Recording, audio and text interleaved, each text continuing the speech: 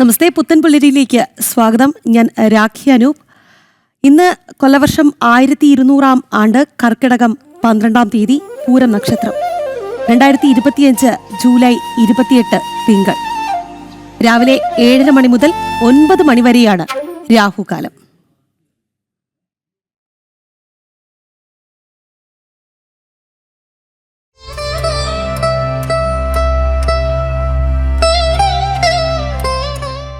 നമസ്കാരം. ശുഭദിനത്തിലേക്ക് എല്ലാവർക്കും സുസ്വാഗതം. ശ്വേത വരാഹകൽപ്പത്തിലെ 7ാമത്തെ ചതുർയുഗമായ വൈവസ്വത മന്വന്തരത്തിൽ 28ാമത്തെ ചതുർയുഗമാണ്. 4 യുഗങ്ങളിലുള്ളതിൽ അവസാനത്തേതാണ് കലിയുഗം. ആ കലിയുഗം തുടങ്ങിയിട്ട് 5126ാമത്തെ വർഷം നടന്നുകൊണ്ടിരിക്കുകയാണ്. ശ്രീകൃഷ്ണ പരമാത്മാവ് സ്വർഗാരോഹണം ചെയ്ത ദിവസം മുതൽക്കാണ് കലി തുടങ്ങുന്നത് എന്നാണ് പറയുന്നത്. അന്നേ ദിവസം മുതൽക്ക് ദിവസത്തിന്റെ എണ്ണം കണക്കാക്കിയാൽ കലിദിന സംഖ്യ എന്ന് പറയുന്നത് 18,72,419 ദിവസമാണ് ഇന്ന്. കൊല്ലവർഷക്കണക്കനുസരിച്ച്, മലയാള സമ്പ്രദായത്തിലെ കൊല്ലവർഷക്കണക്കനുസരിച്ച് 1200 ആണ്ട് കർക്കിടമാസം 12 തീയതിയാണ്. ശതവർഷം കണക്കനുസരിച്ച് 1947 ശ്രാവണ മാസം 6 തീയതിയാണ്. ഗ്രിഗോറിയൻ കലണ്ടർ അനുസരിച്ച് 2025 ജൂലൈ മാസം 28 തീയതിയാണ്. ഇപ്പോൾ ശുക്ലപക്ഷമാണ്. ശുക്ലപക്ഷത്തിലെ ചതുർത്ഥി തിഥിയാണ് ഇന്ന് കരണം വരുന്നത് പശു കരണമാണ്. നിത്യയോഗം വരുന്നത് പരീഖ നാമ നിത്യയോഗമാണ്. നാള് നക്ഷത്രം പൂരം നക്ഷത്രമാണ്. ഞാറ്റുവേല പൂയം ഞാറ്റുവേല തന്നെയാണ്. ഇന്ന് ദിവസം തിങ്കളാഴ്ച ചന്ദ്രന്റെ കാലഹോരയിൽ തുടങ്ങുന്ന ദിവസമാണ്. ഇന്ന് ഉദയം സംഭവിക്കുന്നത് രാവിലെ 6:17 1 സെക്കൻഡ് ഉള്ള സമയത്താണ് ഉദയം സംഭവിക്കുന്നത്. വൈകിട്ട് 6:43 39 സെക്കൻഡിന് അസ്തമയം സംഭവിക്കുന്നു. ദിനമാനം വരുന്നത് 12 മണിക്കൂർ 26 മിനിറ്റ് 28 സെക്കൻഡാണ്. ഈ പകലിന്റെ ദൈർഘ്യം രാത്രിയേക്കാൾ കൂടുതലുള്ള കാലമാണിത്. എന്നാലും അത് ക്രമേണ കുറഞ്ഞുകൊണ്ടിരിക്കുകയാണ്. ദക്ഷിണായന കാലമാകയാൽ ഈ ഉദയാസ്തമയങ്ങളും ഒക്കെ പറഞ്ഞിട്ടുള്ളത് മധ്യ കേരളത്തിലേതാണ്. ദക്ഷിണ ഉത്തര കേരളത്തിലേക്ക് പോകുമ്പോൾ ഇതിന് ഏതാനും സെക്കൻഡുകളുടെയും മിനിറ്റുകളുടെയും ഒക്കെ വ്യത്യാസം ഉണ്ടാകുന്നതാണ്. ഇന്ന് രാഹുകാലം സംഭവിക്കുന്നത് രാവിലെ 7:50 മുതൽക്ക് 9:23 വരെയുള്ള സമയത്താണ്. ഗുളികകാലം സംഭവിക്കുന്നത് ഉച്ചയ്ക്ക് 2:03 തുടങ്ങി 3:37 വരെയുള്ള സമയത്താണ്. യമകണ്ഠക കാലം വരുന്നത് രാവിലെ 10:57 മുതൽക്ക് 12:30 വരെയുള്ള സമയത്താണ്. ഈ രാഹു ഗുളിക യമകണ്ഠക കാലങ്ങൾ പൊതുവെ വർജ്യങ്ങളാണ്. ശുഭകാര്യങ്ങൾ ചെയ്യാതിരിക്കുക, യാത്ര മുതലായിട്ടുള്ളവയും ഈ കാലത്തിൽ സംഭവിക്കാതിരിക്കാൻ ശ്രദ്ധിക്കേണ്ടതാണ്. ഇത് എല്ലാവർക്കും ഒരുപോലെ ബാധകമായിട്ടുള്ളതാണ്, എല്ലാ നാളുകാർക്കും. ഇന്ന് ചന്ദ്രാഷ്ടമം സംഭവിക്കുന്നത് മകരം കൂറുകാർക്കാണ്. ഉത്രാടം, തിരുവോണം, അവിട്ടത്തര വരെയുള്ളൂ. അവിട്ടത്തിന്റെ ആദ്യ ഭാഗം ഉത്രാടം, തിരുവോണം, അവിട്ടത്തര ഈ നക്ഷത്രക്കാർക്കാണ് മകരക്കൂറ് എന്ന് പറയുന്നത്. ഈ മകരക്കൂറുകാരെ സംബന്ധിച്ചിടത്തോളം ഇന്ന് ചന്ദ്രൻ 8ാം ഭാവത്തിൽ വരുന്ന ദിവസമാകയാൽ ഇന്ന് പൊതുവെ അനുകൂലമായിട്ടുള്ള ദിവസമല്ല. അവർ പുതിയ കാര്യങ്ങൾക്ക് തുടക്കമിടുക, പ്രധാനപ്പെട്ട യാത്രകൾ ചെയ്യുക, ശുഭകാര്യങ്ങൾ ഇതൊക്കെ ഇന്ന് വർദ്ധിക്കേണ്ടതാണ്. ഇന്ന് അഭിജിത്ത് മുഹൂർത്തം വരുന്നത് ഉച്ചയ്ക്ക് 12:06 തുടങ്ങി 12:28 വരെയുള്ള സമയത്താണ്. തുടർന്ന് 4 മിനിറ്റ് മധ്യഭാഗം വർജിച്ച് 12:32 മുതൽക്ക് 12:54 വരെയുള്ള സമയത്താണ്. അഭിജിത്ത് മുഹൂർത്തം 12:06 മുതൽക്ക് 12:54 വരെയാണ്. ഇതിൽ മധ്യഭാഗം 4 മിനിറ്റാണ്. സന്ധി ആകയാൽ അത് ഉപേക്ഷിക്കപ്പെടുന്നത്. ഈ അഭിജിത്ത് മുഹൂർത്തം മറ്റ് മുഹൂർത്തങ്ങളില്ലാത്ത വരികയും മറ്റ് നക്ഷത്രാദികളെ കൊണ്ട് അനുകൂലമാകാത്ത ദിവസമാകുകയാണെങ്കിൽ ഈ അഭിജിത്ത് മുഹൂർത്തം മറ്റൊന്നും തന്നെ നോക്കാതെ തന്നെ ഒരു സുമുഹൂർത്തമായിട്ട് എടുക്കാവുന്നതാണ്. ഇന്ന് നക്ഷത്രം പൂരം നക്ഷത്രമാണ്. ഇത് ശുഭകർമ്മങ്ങൾക്ക് പൊതുവെ വിധിച്ചിട്ടില്ലാത്ത നക്ഷത്രമാണ്. ബന്ധന കാര്യങ്ങൾ, അറസ്റ്റ് മുതലായവ, അതുപോലെ ദാരുണ കൃത്യങ്ങൾക്ക്, ശില്പവേലകൾക്ക്, അതുപോലെ യുദ്ധം, രണം, ഇങ്ങനെയുള്ള കാര്യങ്ങൾ, മറ്റ് ഇതര തൊഴിലുകൾ, ഇതിനൊക്കെയാണ് ഈ ഇന്നത്തെ ദിവസം അനുകൂലമായിട്ടുള്ളത്. മറ്റ് ശുഭകർമ്മങ്ങൾക്ക് ഇത് ഇന്നത്തെ ദിവസം വിധിച്ചിട്ടുള്ളതല്ല. ഇന്ന് കർക്കിടക മാസം 12ാമത്തെ ദിവസമാണ്. രാമായണ മാസകാലമാണല്ലോ ഇത്. ഈ രാമായണ മാസകാലത്തിലെ 12ാമത്തെ ദിവസമായിട്ട് വരും.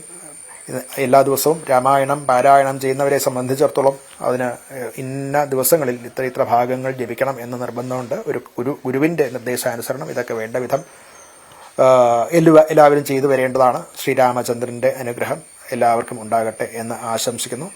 നമസ്കാരം.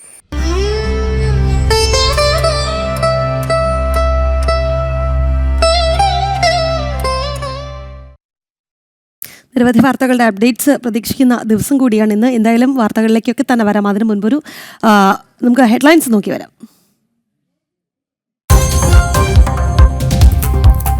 പാർലമെന്റിൽ ഇന്ന് ഓപ്പറേഷൻ സിന്ധൂറിൽ ചർച്ച. ലോക്സഭയിൽ ചർച്ചയ്ക്ക് തുടക്കമിടുക പ്രതിരോധ മന്ത്രി. പ്രധാനമന്ത്രിയും പങ്കെടുക്കും. ചർച്ചയ്ക്ക് അനുവദിച്ച സമയം 16 മണിക്കൂർ.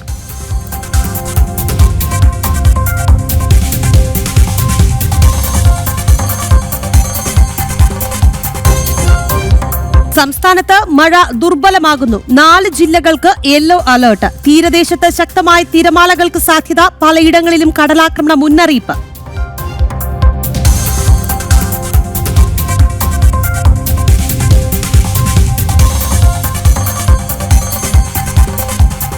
സർക്കാർ അവഗണനയിൽ നെൽ കർഷകർ ദുരിതത്തിൽ. സിവിൽ സപ്ലൈസ് വഴി സംഭരിച്ച നെല്ലിന്റെ വില ലഭിച്ചില്ല. നൽകാനുള്ളത് 596 കോടിയിലധികം രൂപ. പ്രതിഷേധം ശക്തമാക്കാനൊരുങ്ങി കർഷക സംഘടനകൾ.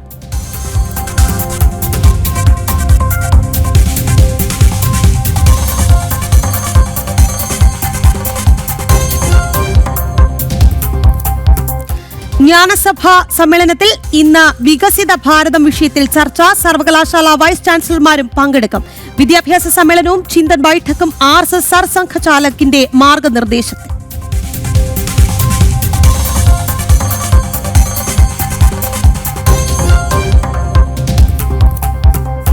അമേരിക്കയുമായി താരിഫ് ധാരണയിലെത്തിയ യൂറോപ്യൻ യൂണിയൻ. ഉൽപ്പന്നങ്ങൾക്ക് 15% താരിഫ്. ആണവ ഇന്ധനവും പ്രകൃതിവാതകവും അമേരിക്കയിൽ നിന്ന് ഇറക്കുമതി ചെയ്യാനും ധാരണ.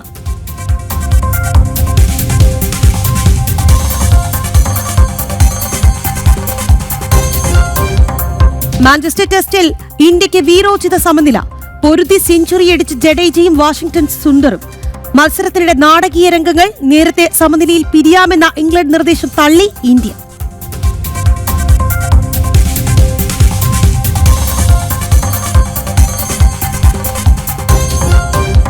ഫിഡെ ചെസ് വനിതാ ലോകകപ്പിൽ ജേതാവിനെ ഇന്നറിയാം. കൊനേരു ഹംപിയും വിദ്യാ ദേശ്മുഖും ഇഞ്ചോടിഞ്ച് പോരാട്ടത്തിൽ. മത്സരം വൈകിട്ട് 4:30.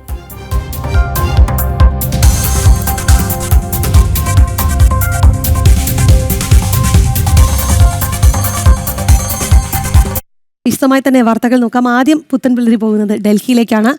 പാർലമെന്റിൽ ഇന്ന് ഓപ്പറേഷൻ സിന്ധൂർ ചർച്ച ചെയ്യുന്നുണ്ട്. ലോക്സഭയിൽ പ്രതിരോധ മന്ത്രി രാജ്നാഥ് സിംഗ് ആണ് ചർച്ചയ്ക്ക് തുടക്കമിടുക. പ്രധാനമന്ത്രിയും പങ്കെടുക്കുന്നുണ്ട്. 16 മണിക്കൂറാണ് ചർച്ചയ്ക്ക് അനുവദിച്ചിട്ടുള്ള സമയം. പ്രതിപക്ഷത്തിന്റെ ആവശ്യപ്രകാരമാണ് ഓപ്പറേഷൻ സിന്ധൂറിൽ ചർച്ചയ്ക്ക് സർക്കാർ തയ്യാറായത്. ആഭ്യന്തരമന്ത്രി അമിത്ഷാ, വിദേശകാര്യമന്ത്രി S ജയശങ്കർ എന്നിവരും സംസാരിക്കും. വിവരങ്ങളുമായി ഡൽഹിയിൽ നിന്ന് നന്ദഗോപനുണ്ട്. Nandan, good morning. കഴിഞ്ഞ കുറച്ച് ദിവസങ്ങളായി പാർലമെന്റ് പ്രക്ഷുബ്ധമാണ്.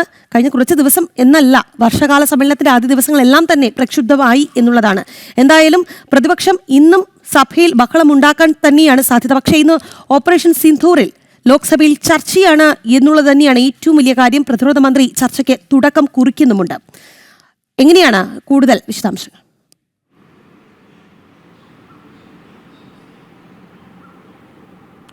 രാഖി സൂചിപ്പിച്ച പോലെ തന്നെ 21-ാം തീയതി പാർലമെന്റിന്റെ വർഷകാല സമ്മേളനം ആരംഭിച്ച അന്നു മുതൽ പ്രതിപക്ഷം പ്രതിഷേധം തുടരുകയാണ്. അതായത് അകാരണമായി സഭ സ്തംഭിപ്പിക്കുന്ന അവസ്ഥയായിരുന്നു ഉണ്ടായിരുന്നത്. നേരത്തെ തന്നെ സർക്കാർ നിലപാട് വ്യക്തമാക്കിയതാണ്. പ്രതിപക്ഷം ഉന്നയിക്കുന്ന ന്യായമായ ആവശ്യങ്ങൾ അത് പാർലമെന്റിൽ ചർച്ച ചെയ്യാൻ തയ്യാറാണ്. അതേസമയം തന്നെ ജനങ്ങളുടെ ആവശ്യങ്ങൾ ചർച്ച ചെയ്യണം, ഒപ്പം പാർലമെന്റിന്റെ നടപടികളുമായി സഹകരിക്കണമെന്ന് പാർലമെന്റ് മന്ത്രി കിരൺ റിജു നേരത്തെ തന്നെ വ്യക്തമാക്കിയതാണ്. എന്നാൽ എന്നാൽ പ്രതിപക്ഷം ഒരു തരത്തിലും സഹകരിച്ചില്ല എന്ന് മാത്രമല്ല, നിരന്തരം സഭ സ്തംഭിപ്പിക്കുന്ന അവസ്ഥയിലേക്ക് കാര്യങ്ങളെത്തി. പ്രധാനമായും ഓപ്പറേഷൻ സിന്ദൂർ ചർച്ച ചെയ്യണമെന്നുള്ള ആവശ്യമായിരുന്നു മുന്നോട്ട് വെച്ചിരുന്നത്. ആദ്യം തന്നെ ഈ സർവകക്ഷി യോഗത്തിൽ ഓപ്പറേഷൻ സിന്ദൂർ ചർച്ച ചെയ്യാൻ തയ്യാറാണെന്ന് സർക്കാർ നിലപാടെടുത്തിരുന്നു. പിന്നൊരു പ്രധാനപ്പെട്ട ആവശ്യം മുന്നോട്ട് വെച്ചിരുന്നത് ഈ ബീഹാറിൽ നടന്ന വോട്ടർ പട്ടികയുടെ തീവ്ര പരിഷ്കരണവുമായി ബന്ധപ്പെട്ട നടപടികൾ ചർച്ച ചെയ്യണമെന്നുള്ള ആവശ്യമായിരുന്നു. ഏതായാലും ഓപ്പറേഷൻ സിന്ദൂർ ചർച്ച ചെയ്യാമെന്ന് നേരത്തെ തന്നെ സർക്കാർ വ്യക്തമാക്കിയതാണ്. അപ്പോഴും പാർലമെന്റ് നടപടികൾ തടസ്സപ്പെടുത്തുന്ന രീതി പ്രതിപക്ഷം തുടർന്നു. ഏതായാലും ഇന്ന് അതിന് അവസരം നൽകിയിരിക്കുകയാണ്. നേരത്തെ തന്നെ നിശ്ചയിച്ച തീയതിയായിരുന്നു ഇന്ന് ഈ ചർച്ചയ്ക്ക് അവസരം നൽകുമെന്നുള്ളത്. ഇതിൻ്റെ അടിസ്ഥാനത്തിൽ ഇന്നിപ്പോൾ 12 മണിക്ക്, രാവിലെ 11 മണിക്ക് സഭാ നടപടികൾ ആരംഭിക്കും. 11 മണി മുതൽ 1 മണിക്കൂർ ചോദ്യോത്തര വേളയാണ്. അതിനുശേഷം 12 മണിയോടുകൂടി ഓപ്പറേഷൻ സിന്ദൂറുമായി ബന്ധപ്പെട്ട ചർച്ച ആരംഭിക്കും എന്നുള്ളതാണ് അറിയാൻ കഴിയുന്നത്. ചർച്ചയ്ക്ക് തുടക്കമിടുക പ്രതിരോധ മന്ത്രി രാജ്നാഥ് സിംഗ് ആകും. അതേസമയം തന്നെ കേന്ദ്ര വിദേശകാര്യമന്ത്രി എസ് ജയശങ്കർ, അതേപോലെ തന്നെ കേന്ദ്ര ആഭ്യന്തരമന്ത്രി അമിത്ഷാ അടക്കമുള്ള പ്രമുഖർ ഇതുമായി ബന്ധപ്പെട്ട് നിലവിൽ ചർച്ചയിൽ അറിയാൻ കഴിയുന്നത്. ഇതുമായി ബന്ധപ്പെട്ട് ചർച്ചയിൽ പങ്കെടുത്തുകൊണ്ട് കോൺഗ്രസിൻ്റെ നേതാക്കൾക്കും അതിനും സമയം അനുവദിച്ചിട്ടുണ്ട്. അതായത് പ്രധാനമായും രാഹുലും അതേപോലെ തന്നെ മറ്റ് നേതാക്കൾ, ഗൗരവ് ഗൊഗോയി അടക്കമുള്ള നേതാക്കൾക്കാണ് ഈ ലോക്സഭയിൽ സംസാരിക്കുവാൻ വേണ്ടി അവസരം നൽകിയിരിക്കുന്നത്. അതേസമയം തന്നെ ശശി തരൂരിന് നിലവിൽ കോൺഗ്രസ് നൽകിയ പട്ടിക പ്രകാരം ശശി തരൂരിന് അവസരം നൽകേണ്ട എന്നുള്ളതാണ് കോൺഗ്രസ് വ്യക്തമാക്കിയിരിക്കുന്നത്. എന്നാൽ സർക്കാർ ഇതുമായി ബന്ധപ്പെട്ട്, പ്രത്യേകിച്ച് ഈ ഓപ്പറേഷൻ സിന്ദൂറുമായി ബന്ധപ്പെട്ട നടപടികൾ വിദേശ രാജ്യങ്ങളിലടക്കം വിവരിക്കുവാൻ വേണ്ടി പോയ സംഘത്തെ നയിച്ച വ്യക്തി എന്ന നിലയിൽ സ്വാഭാവികമായും ശശി തരൂരിന് ഈ ചർച്ചയിൽ പങ്കെടുക്കുവാൻ വേണ്ടി സർക്കാർ അവസരം നൽകുമെന്നുള്ള കാര്യത്തിൽ തർക്കമില്ല. ഏതായാലും സർക്കാരിൻ്റെ അല്ലെങ്കിൽ കേന്ദ്ര സർക്കാർ നിലപാട് ഇക്കാര്യത്തിൽ വ്യക്തമാണ്. രാജ്യത്തിൻ്റെ പരമാധികാരത്തെ ചോദ്യം ചെയ്തുകൊണ്ട് രാജ്യാതിർത്തി കടന്നു വന്ന് ഇത്രയധികം ആൾക്കാരെ കൊലപ്പെടുത്തിയ സംഭവം, 26 നിരപരാധികളാണ് കൊല്ലപ്പെട്ടത്. അത് രാജ്യത്തിൻ്റെ പരമാധികാരത്തെ ചോദ്യം ചെയ്തതാണ്. ഒരു തരത്തിലുള്ള വിട്ടുവീഴ്ചയും ഇല്ല എന്നുള്ള നിലപാട് തന്നെയായിരുന്നു ഭാരതം ആദ്യം മുതൽ തന്നെ തുടങ്ങി വെച്ചത്. അതിനുശേഷമാണ് മെയ് 7-ാം തീയതി ഓപ്പറേഷൻ സിന്ദൂർ എന്ന പേരിൽ പാക് അധീന കാശ്മീരിലെ 9 ഇടങ്ങളിൽ ഭാരതം പ്രത്യാക്രമണം നടത്തിയത്. 9 ഭീകര കേന്ദ്രങ്ങൾ ലക്ഷ്യം വെച്ചുകൊണ്ടായിരുന്നു ഭാരതം ആക്രമണം നടത്തിയത്. ഈ കാര്യത്തിലൊക്കെ തന്നെ ഭാരതത്തിൻ്റെ നിലപാട് വ്യക്തമാണ്. മാത്രമല്ല, ഈ ആക്രമണം നടന്നതിന് പിന്നാലെ തന്നെ 3 സൈനിക വിഭാഗങ്ങളിൽ നിന്നുമുള്ള ഉദ്യോഗസ്ഥരെത്തി എന്താണ് ഓപ്പറേഷൻ സിന്ദൂർ എന്നും ഓപ്പറേഷൻ സിന്ദൂറിൻ്റെ ഭാഗമായി എന്തൊക്കെ നടപടികൾ കൈക്കൊണ്ടു എന്നുള്ള കാര്യങ്ങൾ വ്യക്തമാക്കി. എന്നാൽ പല ഘട്ടങ്ങളിലും കോൺഗ്രസ് ഈ ഓപ്പറേഷൻ സിന്ദൂർ എന്നുള്ളത് സംശയനിഴലിൽ ഉള്ള ആരോപണങ്ങൾ കോൺഗ്രസിൻ്റെ ഭാഗത്തു നിന്നും ഉണ്ടായിരുന്നു എന്നുള്ളതാണ്. മല്ലികാർജ്ജുന ഖാർഗെ, കോൺഗ്രസിൻ്റെ അധ്യക്ഷൻ മല്ലികാർജ്ജുന ഖാർഗെ അടക്കം ഓപ്പറേഷൻ സിന്ദൂറിനെതിരായിട്ടുള്ള വ്യാജ പ്രചരണങ്ങൾ, അല്ലെങ്കിൽ സിന്ദൂർ സംഭവിച്ചിട്ടുണ്ടോ എന്ന തരത്തിലുള്ള വ്യാജ പ്രചരണങ്ങൾ കോൺഗ്രസ് നേതാക്കളുടെ ഭാഗത്തു നിന്നുണ്ടായിരുന്നു. പുൽവാമ ഭീകരാക്രമണം നടന്നപ്പോഴും സമാനമായ രീതിയിൽ ഭാരതത്തിൻ്റെ സൈനിക ശേഷിയെ, ഭാരതത്തിൻ്റെ സൈനിക വിഭാഗങ്ങളെയും സംശയനിഴലിൽ നിർത്തുന്ന നടപടിയായിരുന്നു കോൺഗ്രസ് സ്വീകരിച്ചത്. സമാനമായ അവസ്ഥയായിരുന്നു ഓപ്പറേഷൻ സിന്ദൂറിലും ഉണ്ടായിരുന്നത്. ഏതായാലും നിലപാട് വ്യക്തമാക്കുവാൻ ഇപ്പോൾ സർക്കാരിന് കിട്ടിയ അവസരം തന്നെയാണ്. അതായത് കോൺഗ്രസ് അല്ലെങ്കിൽ പ്രതിപക്ഷം ഉന്നയിക്കുന്ന മുഴുവൻ സംശയങ്ങൾക്കും കൃത്യമായ മറുപടി ജനങ്ങൾക്ക് മുന്നിൽ നൽകുവാനുള്ള അവസരം ഇപ്പോൾ സർക്കാരിന് വന്നു ചേർന്നിരിക്കുന്നു. 16 മണിക്കൂറാണ് ലോക്സഭയിൽ ചർച്ച നിശ്ചയിച്ചിരിക്കുന്നത്. അടുത്ത ദിവസം, നാളെ വീണ്ടും അടുത്തൊരു 16 മണിക്കൂർ കൂടി ചർച്ച രാജ്യസഭയിൽ. അവിടെ മല്ലികാർജ്ജുന ഖാർഗെ കോൺഗ്രസിനെ പ്രതിനിധീകരിച്ച് സംസാരിക്കും. ഇവിടെ ലോക്സഭയിൽ ഏതായാലും കോൺഗ്രസ് ഈ വിഷയത്തിൽ സർക്കാരിനെതിരെ ആഞ്ഞടിക്കുവാനും തീരുമാനിച്ചിട്ടുണ്ട്. പ്രത്യേകിച്ച് ഓപ്പറേഷൻ സിന്ദൂറിൽ അമേരിക്കയുടെ ഇടപെടൽ എങ്ങനെയാണ് ഉണ്ടായത് തുടങ്ങിയ കാര്യങ്ങൾ, ഒപ്പം തന്നെ സുരക്ഷാ വീഴ്ച എന്നുള്ളതായി പഹൽഗാമിലുണ്ടായത് സുരക്ഷാ വീഴ്ചയാണെന്നുള്ള ആരോപിച്ചുകൊണ്ടും സർക്കാരിനെതിരെ പാർലമെന്റിൽ ഇന്ന് ആഞ്ഞടിക്കുവാൻ വേണ്ടി പ്രതിപക്ഷം തയ്യാറെടുക്കുകയാണ്. സ്വാഭാവികമായും 16 മണിക്കൂർ ചർച്ച മുന്നോട്ട് കൊണ്ടുപോകാൻ പ്രതിപക്ഷം താല്പര്യപ്പെടില്ല എന്നുള്ള കാര്യത്തിൽ തർക്കമില്ല. അങ്ങനെ 16 മണിക്കൂർ നീണ്ട ഒരു ചർച്ചയാവുമ്പോൾ അത് സ്വാഭാവികമായും കോൺഗ്രസ് തന്നെയാകും വലിയ തിരിച്ചടി ഉണ്ടാകുക. മുതിർന്ന നേതാക്കൾ രാജ്നാഥ് സിംഗും അതേപോലെ തന്നെ ആഭ്യന്തരമന്ത്രി അമിത്ഷാ അടക്കമുള്ളവർ സഭയിൽ, മാത്രമല്ല പ്രധാനമന്ത്രി നരേന്ദ്രമോദി തന്നെ മറുപടി നൽകുന്ന സാഹചര്യമുണ്ടാകും. ഇത്തരം സാഹചര്യങ്ങൾ ഒരുപക്ഷെ കോൺഗ്രസിന് താങ്ങാൻ കഴിയുന്നതിലും അപ്പുറമുള്ള പ്രഹരമായിരിക്കും. അതുകൊണ്ട് തന്നെ 16 മണിക്കൂർ ചർച്ച എന്നുള്ളത് കോൺഗ്രസിനെ അല്ലെങ്കിൽ കോൺഗ്രസിനെ സംബന്ധിച്ചിടത്തോളം വലിയ തിരിച്ചടി എന്ന നിലയിൽ കണ്ടുകൊണ്ട് ഒരുപക്ഷെ സഭ സ്തംഭിപ്പിക്കുന്ന നീക്കമാകും കോൺഗ്രസിന്റെ ഭാഗത്തു വിലയിരുത്തൽ ഇതിനോടകം തന്നെ ഉണ്ടായിട്ടുണ്ട്. ഏതായാലും കോൺഗ്രസ് വ്യക്തമാക്കിയിരിക്കുന്നത് ഇന്ന് ഈ ചർച്ചയിൽ രാഹുൽ ഗാന്ധി അടക്കം അതേപോലെ തന്നെ KC വേണുഗോപാൽ, ഗൗരവ് ഗൊഗോയി അടക്കം നേതാക്കൾ ഈ ചർച്ചയിൽ പങ്കെടുത്ത് സംസാരിക്കുമെന്നുള്ളതാണ്. ഇവിടെ ഭരണപക്ഷ നേതാക്കൾ തയ്യാറാണ്. ഇരുപക്ഷവും ഇന്ന് പാർലമെന്റിനുള്ളിൽ ഏറ്റുമുട്ടുമ്പോൾ ഓപ്പറേഷൻ സിന്ദൂറിന്റെ കൂടുതൽ വിശദാംശങ്ങൾ കേന്ദ്രത്തിൽ പുറത്തുവരൂ എന്നുള്ളതാണ് രാജ്യം ഉറ്റുനോക്കുന്നത്. രാഖി. ഓപ്പറേഷൻ സിന്ധൂറിൽ ലോക്സഭയിൽ ഇന്ന് ചർച്ച എന്നുള്ള വാർത്തയെക്കുറിച്ചാണ് നമ്മൾ ചർച്ച ചെയ്തുകൊണ്ടിരുന്നത്. നന്ദഗോപൻ തുടരുന്നുണ്ട്. നന്ദൻ, ഈ രാജ്നാഥ് സിംഗ് ഒപ്പം തന്നെ ആഭ്യന്തരമന്ത്രി അമിത്ഷാ എന്നിവരൊക്കെ തന്നെ ഈ വിഷയത്തിൽ സംസാരിക്കും. അവരായിരിക്കും ചർച്ചയ്ക്ക് തുടക്കം കുറിക്കുക. പക്ഷെ പ്രധാനമന്ത്രി നരേന്ദ്രമോദി ഈ വിഷയത്തിൽ ഇടപെട്ട് സംസാരിക്കും എന്നുള്ളതാണ്. 16 മണിക്കൂർ ചർച്ചയ്ക്ക് വേണ്ടി സമയം അനുവദിച്ചിട്ടുണ്ട്. ഭാരതം ഓപ്പറേഷൻ സിന്ധൂറിൽ എന്താണ് നിലപാട്, എന്താണ് സംഭവിച്ചത് എന്ന് ലോകരാജ്യങ്ങളോടൊക്കെ തന്നെ വിശദീകരിച്ചു കഴിഞ്ഞ കാര്യമാണെങ്കിൽ പോലും ഇന്ന് ലോക്സഭയിൽ പ്രധാനമന്ത്രി നരേന്ദ്രമോദി സംസാരിക്കും എന്നുള്ളതും വളരെ പ്രാധാന്യം അർഹിക്കുന്നത് തന്നെയാണ്.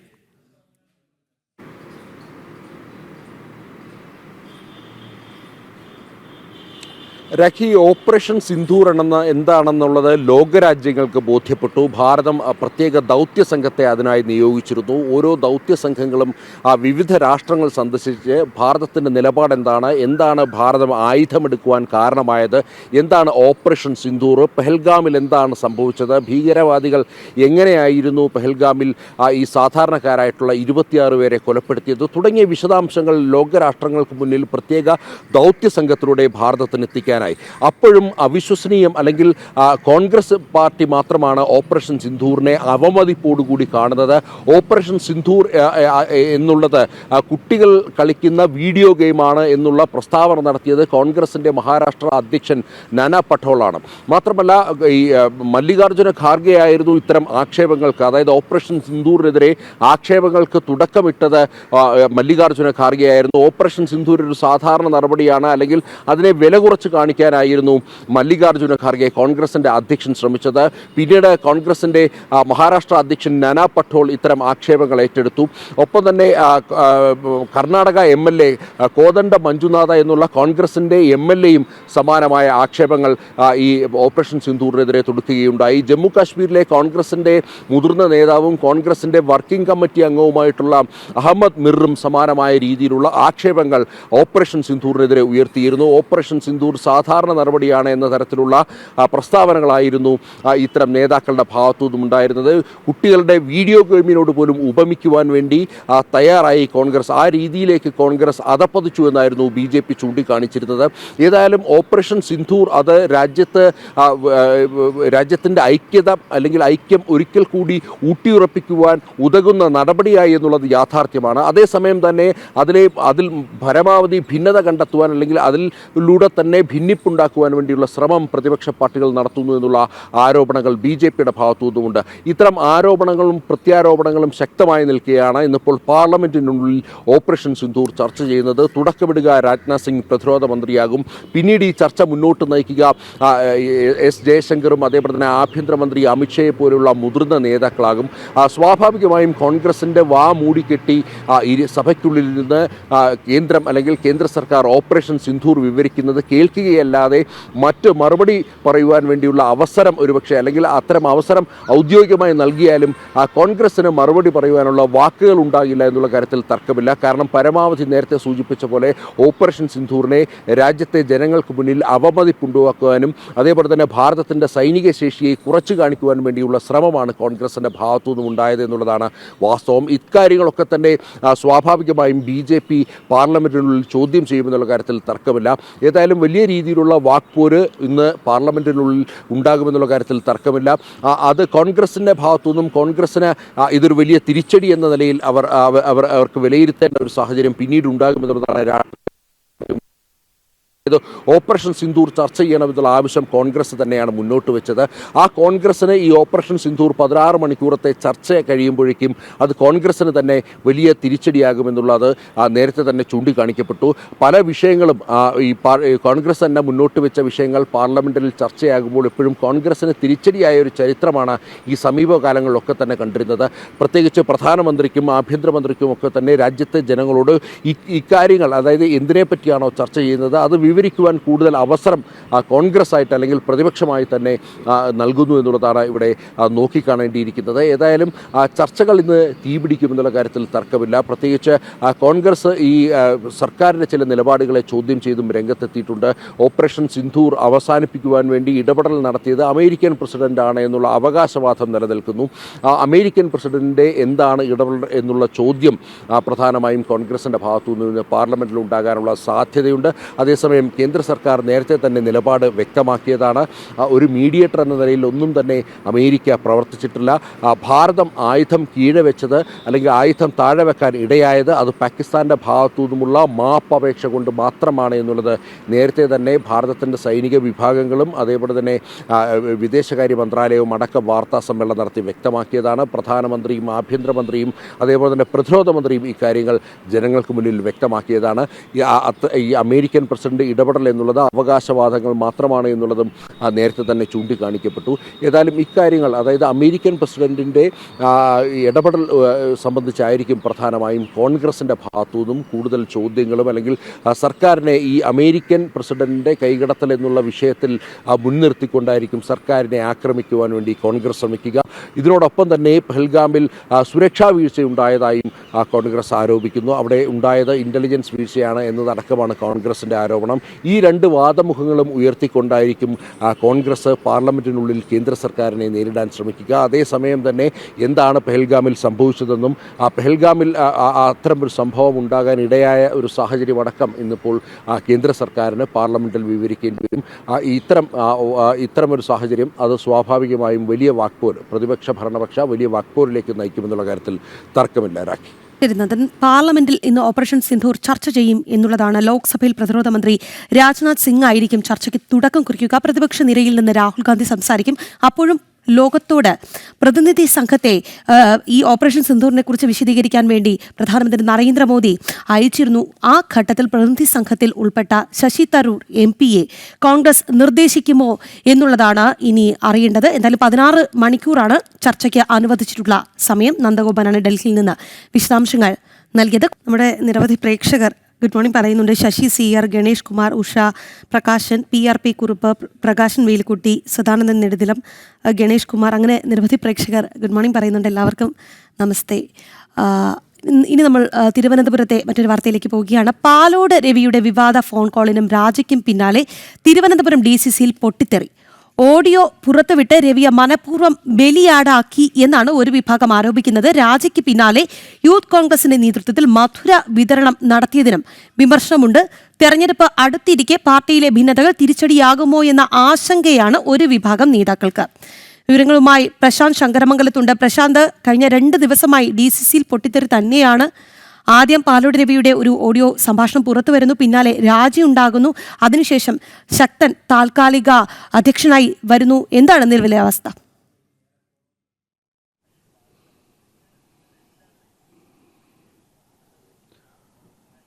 രാഖി, വിവാദ ഫോൺ കോളിന് പിന്നാലെ ഉണ്ടായ രാജിയെ തുടർന്നുണ്ടായ സംഭവങ്ങൾ അത് മറ്റൊരു തലത്തിലേക്ക് ഇപ്പോൾ തിരുവനന്തപുരത്തെ കോൺഗ്രസ് DCC-യിൽ നീങ്ങുന്നു എന്നാണ് ഇപ്പോൾ നമുക്ക് മനസ്സിലാക്കാൻ കഴിയുന്നത്. തമ്പാനൂർ ഈ വിഷയം വലിയ രീതിയിൽ പ്രതിഷേധങ്ങൾക്കിടയാക്കുന്ന ഒരു സാഹചര്യമുണ്ട്. പാലോട് രവി തന്നെ ആദ്യം ഇതിനെ ന്യായീകരിച്ചുകൊണ്ടാണ് രംഗത്ത് വരുന്ന സാഹചര്യം ഉണ്ടായിരുന്നത്. അതായത് ഒരു പ്രവർത്തകനോട് അല്ലെങ്കിൽ തൻ്റെ ഒരു വിശ്വസ്തനായ പ്രവർത്തകനോട് നിലവിലെ അവസ്ഥയും അതോടൊപ്പം തന്നെ പ്രവർത്തിക്കേണ്ട രീതികളെ പറ്റി തുടർന്നുള്ള തെരഞ്ഞെടുപ്പിൽ പല സ്ഥലങ്ങളിൽ പ്രവർത്തിക്കേണ്ട രീതികളെ പറ്റിയാണ് താൻ പറഞ്ഞതെന്നായിരുന്നു ആദ്യം പ്രതികരിച്ചത് എങ്കിൽ മണിക്കൂറുകൾക്കകം തുടർന്ന് രാജിവെക്കുന്ന നിലയിലേക്ക് എത്തുകയും ചെയ്തു. കാരണം ഈ ഓഡിയോ സന്ദേശം വന്നതിന് പിന്നാലെ വലിയ രീതിയിലുള്ള വിമർശനങ്ങൾക്കിടയാക്കുന്നൊരു സാഹചര്യമുണ്ടായിരുന്നു. പാലോട് രവിയെ ഒറ്റതിരിഞ്ഞാക്രമിക്കുന്ന നിലയിലെല്ലാം എത്തുന്നൊരു സാഹചര്യം കൂടി ഉണ്ടായിരുന്നു. ഇതിൻ്റെ സമ്മർദ്ദം കൂടി കൊണ്ടാണ് ഉടൻ തന്നെ രാജിയിലേക്ക് എത്തുന്ന ഒരു സാഹചര്യത്തിലേക്ക് എത്തിയത്. മാത്രമല്ല, പാലോട് രവിയുമായി അടുത്ത ബന്ധപ്പെട്ട വൃത്തങ്ങൾ പറയുന്നത് ആ പൂർണ്ണമായിട്ടുള്ള ഓഡിയോ സന്ദേശങ്ങൾ കേൾക്കാതെ ഒരു പർട്ടിക്കുലർ പോർഷൻ മാത്രം, അതായത് ആ ഓഡിയോ സന്ദേശത്തിലെ ഒരു ഭാഗം മാത്രം അടർത്തിക്കൊണ്ടാണ് മാധ്യമങ്ങൾ വാർത്തയാക്കിയതും തന്നോട് ഈ തന്നെ വിമർശിക്കുന്ന രീതിയിലൊക്കെ എത്തിയത് എന്നാണ് പാലോട് രവിയോട് അടുത്ത് നിൽക്കുന്ന വൃത്തങ്ങൾ പറയുന്നത്.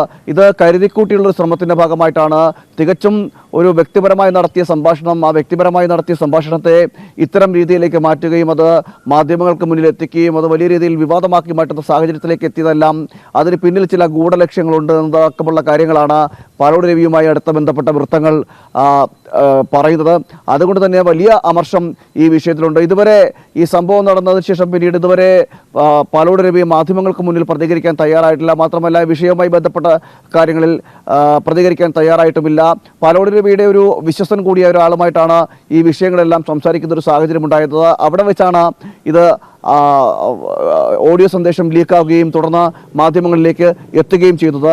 ഏതായാലും വലിയ രീതിയിലുള്ള പൊട്ടിത്തെറി DCCയിൽ തിരുവനന്തപുരം DCCയിൽ ഉണ്ടെന്നാണ് മനസ്സിലാക്കാൻ കഴിയുന്നത്. മാത്രമല്ല പാലോട് രവിയുമായി ബന്ധപ്പെട്ട് ഭിന്നതകളില്ല, അല്ലെങ്കിൽ പാലോട് രവിയിൽ എതിർപ്പുള്ള നിരവധി പേർ DCCയിൽ ഉണ്ടായിരുന്നു. ഇവരെല്ലാം ഈ കൃത്യത്തിൽ പങ്കാളികളായിട്ടുണ്ട് എന്നതടക്കമുള്ള വിമർശനങ്ങൾ ഉയരുന്ന സാഹചര്യമുണ്ട്. മാത്രമല്ല ഈ സംഭവത്തിന് ശേഷം പാലോട് രവി രാജിവെച്ചതിന് ശേഷം യൂത്ത് കോൺഗ്രസ് പ്രവർത്തകരുടെ നേതൃത്വത്തിൽ ഒരു മധുര വിതരണം, ലഡു വിതരണം നടത്തുന്ന സാഹചര്യമൊക്കെ ഉണ്ടായിരുന്നു. ഇതെല്ലാം നിലവിൽ വിമർശനങ്ങൾക്ക് ഇടയാക്കുന്ന സാഹചര്യമുണ്ട്. വരുന്നത് തദ്ദേശ സ്വയംഭരണ സ്ഥാപന തെരഞ്ഞെടുപ്പാണ്. ആ തെരഞ്ഞെടുപ്പിൽ ഇത്തരം സംഭവങ്ങൾ, അതായത് നിലവിലെ ഈ സ്ഥിതി തുടർന്നു കഴിഞ്ഞാൽ വലിയ രീതിയിൽ പ്രത്യാഘാതമുണ്ടാക്കാൻ സാധ്യതയുണ്ടെന്നടക്കമുള്ള കാര്യങ്ങളും നേതാക്കൾ വിലയിരുത്തിയിട്ടിരുന്നു. മാത്രമല്ല സംസ്ഥാന നേതൃത്വം ഇതിനൊരു അനുകൂലമായിട്ടുള്ള പ്രതികരണം എടുത്തില്ല എന്നടക്കമുള്ള കാര്യങ്ങളിൽ പാലോട് രവിക്ക് അതൃപ്തിയുമുണ്ട്. തുടർന്നുള്ള നീക്കങ്ങൾ എന്താകുമെന്നതാണ് ഇനി ശ്രദ്ധേയമായിട്ടുള്ളത്. ഇതുവരെ മൗനം ഭജിക്കുന്ന പാലോട് രവി കോൺഗ്രസ് വിട്ട് പുറത്തേക്ക് പോകുമോ എന്നതടക്കമുള്ള ചോദ്യങ്ങളും ഒരു ഭാഗത്ത് ഉയരുകയും ചെയ്യുന്നുണ്ട്. മാത്രമല്ല നേതാക്കൾ പലരും എടുത്ത സ്റ്റാൻഡും അദ്ദേഹത്തെ മനോവിഷമത്തിൽ ഇടയാക്കിയിട്ടുണ്ടെന്നാണ് നമുക്ക് മനസ്സിലാക്കാൻ കഴിയുന്നത്. കാരണം ഈ സന്ദേശം വന്നതിന് പിന്നാലെ ജാഗ്രതാക്കുറവുണ്ടായി എന്നതടക്കമുള്ള കാര്യങ്ങൾ പറയുമ്പോൾ അതിൽ പാലോട് രവിയെ സംരക്ഷിക്കുന്ന നിലയിലോ അല്ലെങ്കിൽ ഈ വിഷയം എന്താണെന്ന് മനസ്സിലാക്കുവാൻ പോലും സംസ്ഥാന നേതൃത്വം തയ്യാറായില്ല എന്നതടക്കമുള്ള ചില വിമർശനങ്ങൾ ഒരു ഭാഗത്ത് ഉയരുന്നുണ്ട്. ഒരു ഭാഗത്ത് പാലോട് രവിയെ വിമർശിക്കുമ്പോൾ പാലോട് രവിയോട് അടുത്ത് നിൽക്കുന്ന മറ്റ് ഒരു വിഭാഗം ഇതിനെ എതിർത്തുകൊണ്ട് രംഗത്ത് വരുന്ന സാഹചര്യമൊക്കെ ഉണ്ട്. എന്തായാലും തദ്ദേശ സ്വയംഭരണ സ്ഥാപന തെരഞ്ഞെടുപ്പാണ് ഇനി വരാൻ പോകുന്നത്. മാത്രമല്ല നിയമസഭാ ഇലക്ഷനും വരാൻ പോകുന്നു.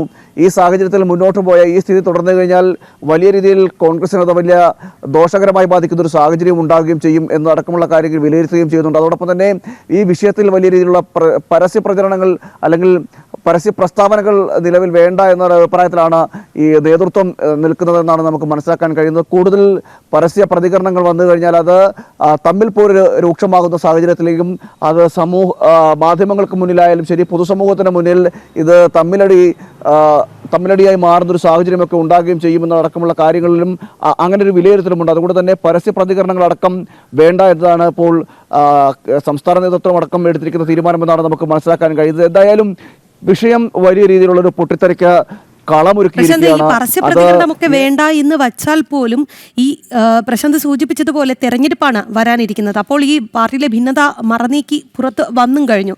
അപ്പോൾ ചെറിയ രീതിയിലുള്ള ഒരു ആശങ്കയല്ല പാർട്ടിക്ക് ഇത് സംബന്ധിച്ചിട്ടുള്ളത്.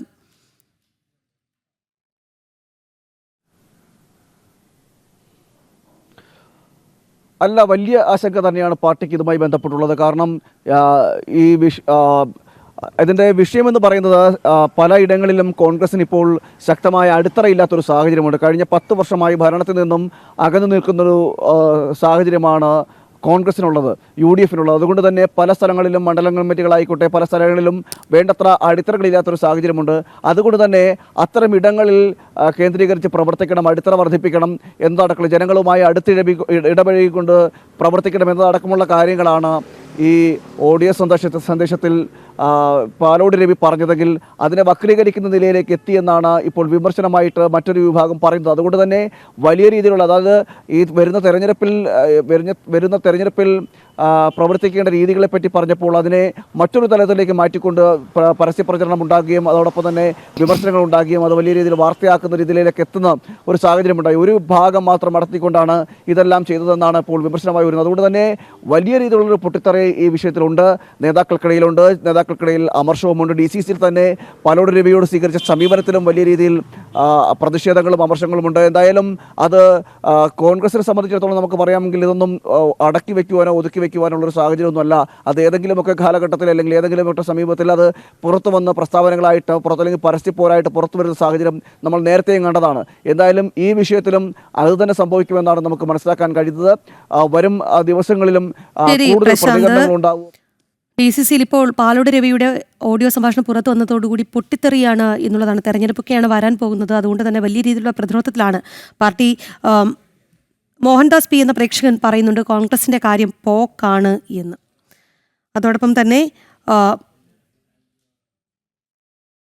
വോയിസ് എന്ന ഒരു അക്കൗണ്ടിൽ നിന്ന് കമന്റ് ചെയ്തിരിക്കുന്നത് ഇങ്ങനെയാണ്: അധികാരമോഹിയായ സതീശൻ എന്തുകൊണ്ട് CPM കേരളത്തിൽ ഭരിക്കുന്നു എന്നതിൻ്റെ കാരണങ്ങളാണ് ഇവനൊക്കെയാണ് കോൺഗ്രസ് നേതൃത്വം എന്ന വിമർശനം കൂടി ഉയർത്തുന്നുണ്ട്. ഇനി നമ്മൾ ഡൽഹിയിലേക്കാണ് പോകുന്നത്. ബീഹാറിലെ വോട്ടർ പട്ടിക പരിഷ്കരണത്തിനെതിരായ ഹർജികൾ ഇന്ന് സുപ്രീം കോടതിയിൽ. കോൺഗ്രസ് അടക്കം പ്രതിപക്ഷ പാർട്ടികളും നേതാക്കളും നൽകിയ ഹർജികളാണ് കോടതി പരിഗണിക്കുന്നത്. ജസ്റ്റിസുമാരായ സുധാൻഷു ധൂലിയ, ജോയ് മല്യ ബാഗ്ചി എന്നിവരുടെ ബെഞ്ചാണ് ഹർജികൾ പരിഗണിക്കുക. കോടതി ഉന്നയിച്ച ചോദ്യങ്ങൾക്ക് തെരഞ്ഞെടുപ്പ് കമ്മീഷൻ ഇന്ന് മറുപടി നൽകും. വോട്ടർ പട്ടികയിൽ ഉൾപ്പെടാൻ Aadhaar card, voter card, ration card എന്നിവ പരിഗണിക്കുന്നത് പരിശോധിക്കണമെന്ന് കോടതി നിർദ്ദേശിച്ചിരുന്നു. ഇക്കാര്യത്തിലും കമ്മീഷൻ മറുപടി നൽകും. വിവരങ്ങളുമായി നന്ദഗോപനുണ്ട്. നന്ദൻ, വിശദാംശങ്ങൾ.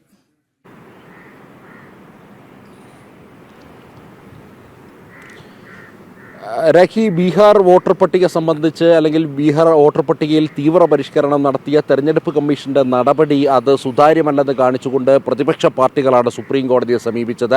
നേരത്തെ തന്നെ ഈ ഹർജി സുപ്രീം കോടതി പരിഗണിച്ചിരുന്നു. അന്ന് തെരഞ്ഞെടുപ്പ് കമ്മീഷനോട് മറുപടി നൽകാൻ ആവശ്യപ്പെട്ടിരുന്നു. അതായത് തെരഞ്ഞെടുപ്പ് കമ്മീഷൻ ഈ 11 രേഖകൾ മുന്നോട്ട് വെച്ചിട്ടുണ്ട്. ആ 11 രേഖകൾക്ക് അപ്പുറത്തേക്ക് റേഷൻ കാർഡോ ആധാർ കാർഡോ അതല്ലാന്നുണ്ടെങ്കിൽ വോട്ടേഴ്സ് ഐഡിയോ ഈ ഇത്തരമൊരു രേഖയായി കണക്ക് കൂട്ടിക്കൂടെ എന്നുള്ളതായിരുന്നു പ്രധാനമായും കോടതി ചോദിച്ചത്. അതിനുള്ള മറുപടി തെരഞ്ഞെടുപ്പ് കമ്മീഷൻ ഇന്ന് ഫയൽ ചെയ്യുമെന്നുള്ളതാണ് അറിയാൻ കഴിയുന്നത്. അതായത് ഇതിൽ ഏതെങ്കിലും ഒരു രേഖ അംഗീകരിക്കാൻ കഴിയുമോ ഇല്ലയോ എന്നുള്ള ചോദ്യത്തിന് മറുപടി ഇന്ന് കൃത്യമായി തെരഞ്ഞെടുപ്പ് കമ്മീഷൻ നൽകുമെന്നുള്ളതാണ്. നേരത്തെ തന്നെ ഇപ്പോൾ പുതുതായി വരുന്ന ആധാർ കാർഡുകളിൽ കൃത്യമായി അടിക്കുന്നുണ്ട് ഇത് സിറ്റിസൺഷിപ്പിന് അല്ലെങ്കിൽ സിറ്റിസൺഷിപ്പ് തെളിയിക്കുന്ന രേഖകളല്ല എന്നുള്ളത് പുതിയ ആധാർ കാർഡുകൾ വരെ അച്ചടിച്ചു വരുന്നുണ്ട്. അതുകൊണ്ട് തന്നെ ആധാർ കാർഡ് അല്ലെങ്കിൽ ആധാർ കാർഡ് ഉപയോഗിച്ചുകൊണ്ട് ഇത്തരം സിറ്റിസൺഷിപ്പ് തെളിയിക്കുവാനോ അല്ലെങ്കിൽ വോട്ടേഴ്സ് ലിസ്റ്റിലേക്ക് കടക്കുവാനോ കഴിയാത്ത ഒരു സാഹചര്യം ഉണ്ടാകും എന്നുള്ളതാണ് ഇത് ഇപ്പോൾ തെരഞ്ഞെടുപ്പ് കമ്മീഷൻ അറിയിക്കാൻ പോകുന്നത്. അതേസമയം തന്നെ വോട്ടേഴ്സ് ഐഡിയോ അതല്ലാന്നുണ്ടെങ്കിൽ വോട്ടേഴ്സ് ഐ ഡി തന്നെ ഇത്തരം ഒരു പ്രധാന രേഖയായി അല്ലെങ്കിൽ ഇതിനൊരു ആധികാരിക രേഖയായി കണക്കാക്കും എന്നുള്ളതാണ് അല്ലെങ്കിൽ തെരഞ്ഞെടുപ്പ് കമ്മീഷൻ അതൊരു പക്ഷേ കോടതിയിൽ അംഗീകരിക്കുമെന്നുള്ളതാണ് അറിയാൻ കഴിയുന്നത്. ഏതായാലും റേഷൻ കാർഡ് ഒരു തരത്തിലും അംഗീകരിക്കില്ല എന്നുള്ളത് നേരത്തെ തന്നെ തെരഞ്ഞെടുപ്പ് കമ്മീഷൻ വ്യക്തമാക്കിയിരുന്നു. ഇതിൽ ഏത് രേഖകൾ ഈ 11 രേഖകൾക്കപ്പുറം നേരത്തെ തെരഞ്ഞെടുപ്പ് കമ്മീഷൻ മുന്നോട്ട് വെച്ച ഈ 11 രേഖകളിൽ ജനന സർട്ടിഫിക്കറ്റ് അടക്കം ഉണ്ട്.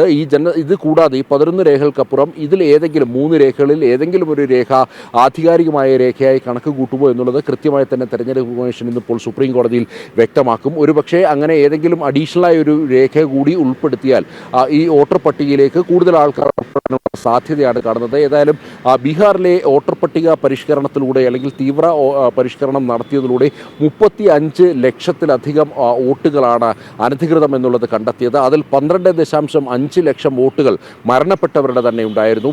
മാത്രമല്ല ഇരട്ടിപ്പുള്ള വോട്ടുകൾ ധാരാളമായി ഉണ്ട് എന്നുള്ളതാണ് പ്രധാനമായും കണ്ടെത്തിയിരിക്കുന്നത്. അത് ഇത്തരമൊരു സാഹചര്യത്തിൽ 2003 ഏറ്റവും ഒടുവിൽ ബീഹാറിൽ വോട്ടർ പട്ടികയുടെ പരിഷ്കരണം നടന്നത്. ബീഹാറിലെ വോട്ടർ പട്ടിക പരിഷ്കരണത്തിനെതിരായ ഹർജികൾ ഇന്ന് സുപ്രീം കോടതിയിൽ എത്തുകയാണ് എന്നുള്ള വാർത്തയാണ് നന്ദഗോപൻ ഡൽഹിയിൽ നിന്ന് പങ്കുവച്ചത്. മുരളീധരൻ പി എന്ന പ്രേക്ഷകൻ പറയുന്നുണ്ട് കോൺഗ്രസിന്റെ അന്ത്യം കോൺഗ്രസിലൂടെ തന്നെയാണ് എന്ന്. അതോടൊപ്പം തന്നെ പ്രകാശൻ വേൽക്കുട്ടി പറയുന്നുണ്ട് കേരളത്തിൽ ബംഗ്ലാദേശിക്ക് വരെ വോട്ടുണ്ട്, കേരളത്തിലെ വോട്ടർ പട്ടിക പരിശോധിക്കേണ്ടേ എന്ന്. വരും ദിവസങ്ങളിൽ അത്തരം നടപടികളൊക്കെ ഉണ്ടാകുമെന്ന് പ്രതീക്ഷിക്കാം. എന്തായാലും നമുക്ക് കൊച്ചിയിലേക്ക് പോകാം. സ്വയം പര്യാപ്തവും വികസിതവുമായ ഭാരതം ലക്ഷ്യമാക്കിയുള്ള ജ്ഞാനസഭയിൽ പങ്കാളികളാകാൻ സർവകലാശാല വൈസ് ചാൻസലർമാരും. ഇടപ്പള്ളി അമൃത ഹോസ്പിറ്റലിലെ അമൃതായനം ഹാളിൽ വിദ്യാഭ്യാസത്തിലൂടെ വികസിത ഭാരതം എന്ന വിഷയത്തിൽ ഇന്ന് നടക്കുന്ന ചർച്ചകളിൽ 200ഓളം വൈസ് ചാൻസലർമാർ പങ്കെടുക്കും. RSS സർസംഘചാലക് ഡോക്ടർ മോഹൻ ഭാഗവതിന്റെ മാർഗനിർദ്ദേശങ്ങളിലാണ് ജ്ഞാനസഭ വിദ്യാഭ്യാസ സമ്മേളനവും ചിന്തൻ ബൈഠക്കും നടക്കുന്നത്. വിവരങ്ങളുമായി ജിജീഷ് കരുണാകരനുണ്ട്. ജിജീഷ്, വിവരങ്ങൾ.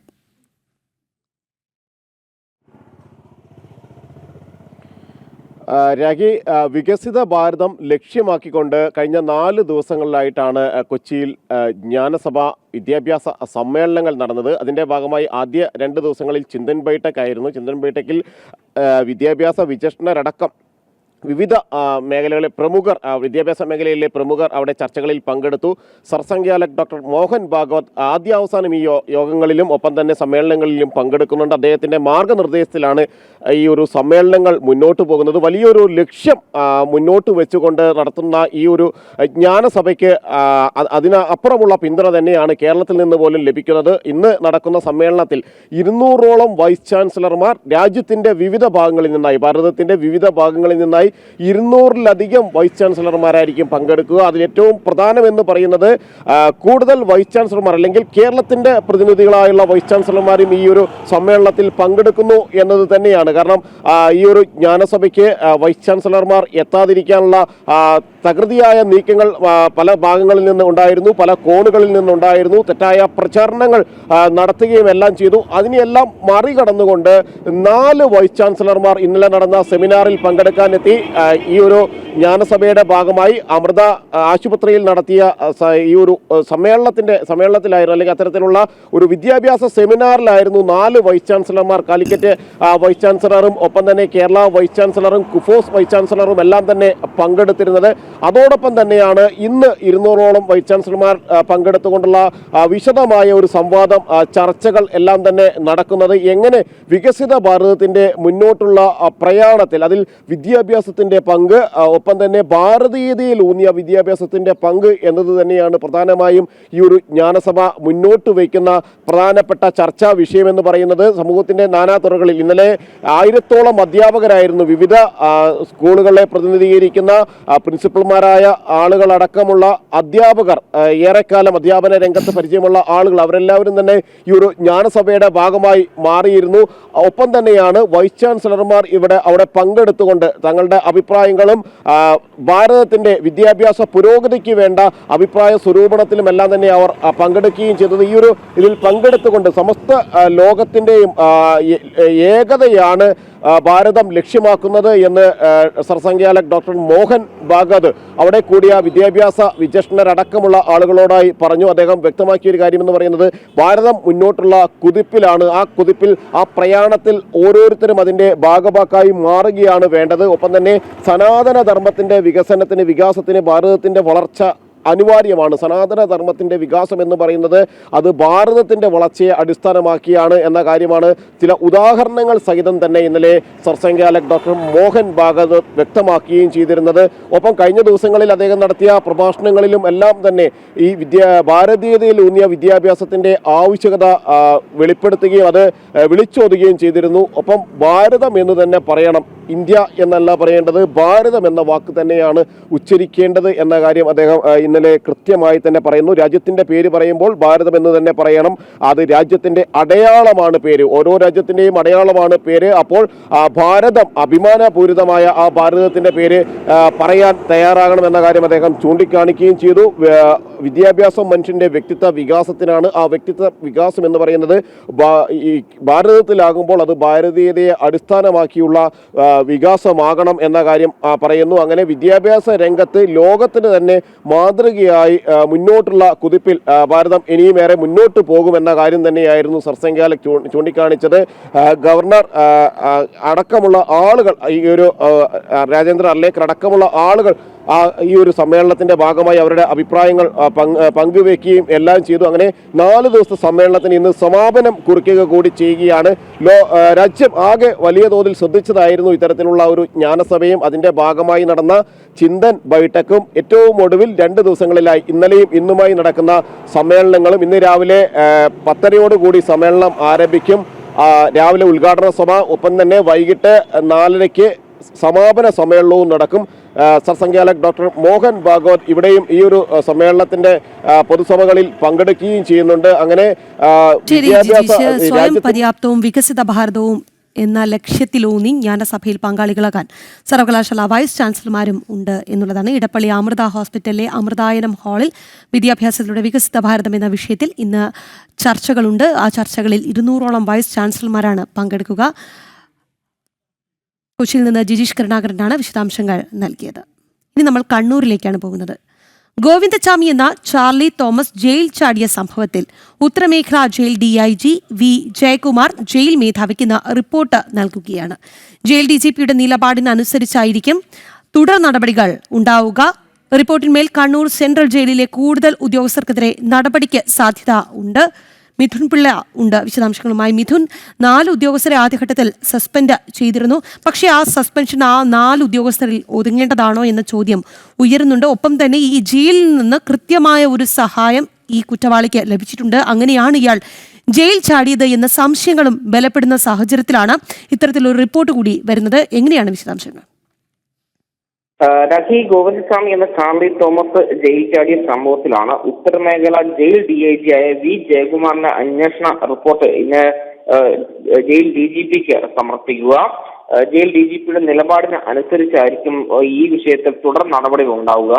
കാരണം നേരത്തെ രാഖി പറഞ്ഞതുപോലെ ഈ ചാർലി തോമസിന്റെ ജയിൽ ചാട്ടവുമായി ബന്ധപ്പെട്ട 4 ജീവനക്കാരെയാണ് സസ്പെൻഡ് ചെയ്തിരുന്നത്. ഈ ജയിൽ DIGയുടെ റിപ്പോർട്ടിന്മേൽ കൂടുതൽ ആളുകൾക്കെതിരെ നടപടി ഉണ്ടാകാനുള്ള സാധ്യത തന്നെയാണ് നിലനിൽക്കുന്നത്.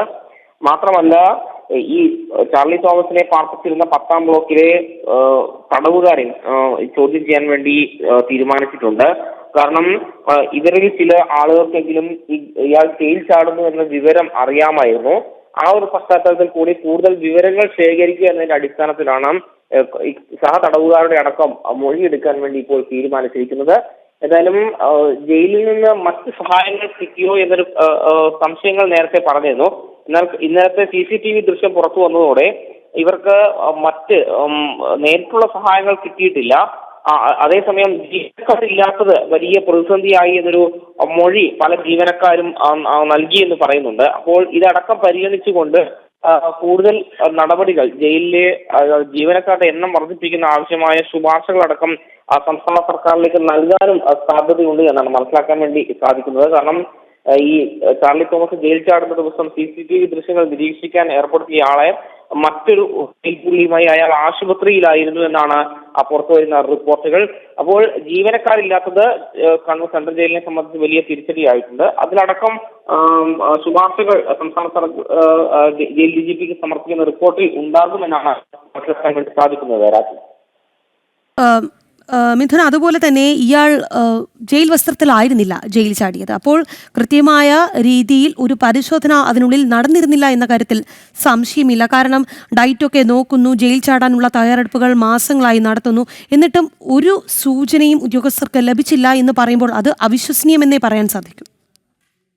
തീർച്ചയായും അങ്ങനെ നമ്മൾ പറഞ്ഞു തീർച്ചയായും അത് തന്നെയാണ്. കാരണം 150 ജീവനക്കാർ വേണ്ട ഇടത്ത് വെറും 106 ജീവനക്കാർ മാത്രമാണ് ഉണ്ടായിരുന്നത്. മാത്രമല്ല, ഈ 100ഓളം പേരാണ് ഈ 10ാം ബ്ലോക്കിൽ ഈ ഗോവിന്ദസ്വാമിയെ അല്ലെങ്കിൽ ഗോവിന്ദസ്വാമി എന്ന ചാർലി തോമസിനെ 10ാം ബ്ലോക്കിൽ 100ഓളം തടവുകാരുണ്ട്. ഈ 100 പേരെ നോക്കുവാൻ ആകെയുള്ളത് 3 ജീവനക്കാരാണ്. അപ്പോൾ ജീവനക്കാരില്ല എന്നുള്ളത് വലിയ പ്രതിസന്ധിയാണ് എന്നുള്ളതാണ് നിലനിൽക്കുന്നത്. കാരണം പലയിടത്തും നിയമനങ്ങൾ ഉൾപ്പെടെ നടക്കുന്നില്ല. ആ നിയമനങ്ങൾ നടക്കാൻ വൈകുന്നതാണ് ഇത്തരത്തിൽ ജയിലിൽ ഉൾപ്പെടെ പ്രതിസന്ധി ഉണ്ടാക്കിയത് എന്നുള്ളതാണ് എടുത്തു പറയേണ്ടത്. മാത്രമല്ല, 900-ത്തിനടുത്ത് തടവ് പുള്ളികളെ മാത്രം പാർപ്പിക്കാൻ സൗകര്യമുള്ളിടത്ത് നിലവിലുള്ള 1100ഓളം തടവ് പുള്ളികളാണ്. അതായത് ജീവനക്കാരുടെ എണ്ണം കുറയുകയും തടവ് പുള്ളികളുടെ എണ്ണം കൂടുകയും ചെയ്തു. സ്വാഭാവികമായും അത് വലിയൊരു പ്രതിസന്ധി ജയിലിനുള്ളിൽ ഉണ്ടാക്കുകയും ചെയ്തിട്ടുണ്ട്. രാജ്യം മിഥുൻ, അതുപോലെ തന്നെ ഈ ജയിൽ ജീവനക്കാരുടെ അപര്യാപ്തത നമ്മൾ പറയുമ്പോൾ ഈ അന്നേ ദിവസം ഗോവിന്ദച്ചാമി എന്ന ചാർലി തോമസിനെ കാണുവാനില്ല അല്ലെങ്കിൽ ജയിൽ ചാടി എന്ന് പറഞ്ഞ് ഉദ്യോഗസ്ഥർ പുറത്തുവിട്ട ഒരു ചിത്രമുണ്ട്. ആ ചിത്രവും ഇയാൾ പിടിയിലാകുമ്പോഴുള്ള ആ ഒരു ദൃശ്യവും തമ്മിൽ യാതൊരു സാമ്യതയും ഉണ്ടായിരുന്നില്ല എന്നുള്ളതാണ്. അതായത് ഈ ഉദ്യോഗസ്ഥർ ഇത് ഏറ്റവും ലേറ്റസ്റ്റ് ചിത്രമാണ് എന്നാണ് അന്ന് ജില്ലാ കമ്മീഷണർ പറഞ്ഞത്. അതായത് ഈ ചിത്രം കാണുമ്പോൾ നമുക്കൊക്കെ അതിശയം തോന്നും. കാരണം ഇതാരാണ് എന്ന രീതിയിൽ നമുക്ക് സംശയങ്ങൾ തോന്നും.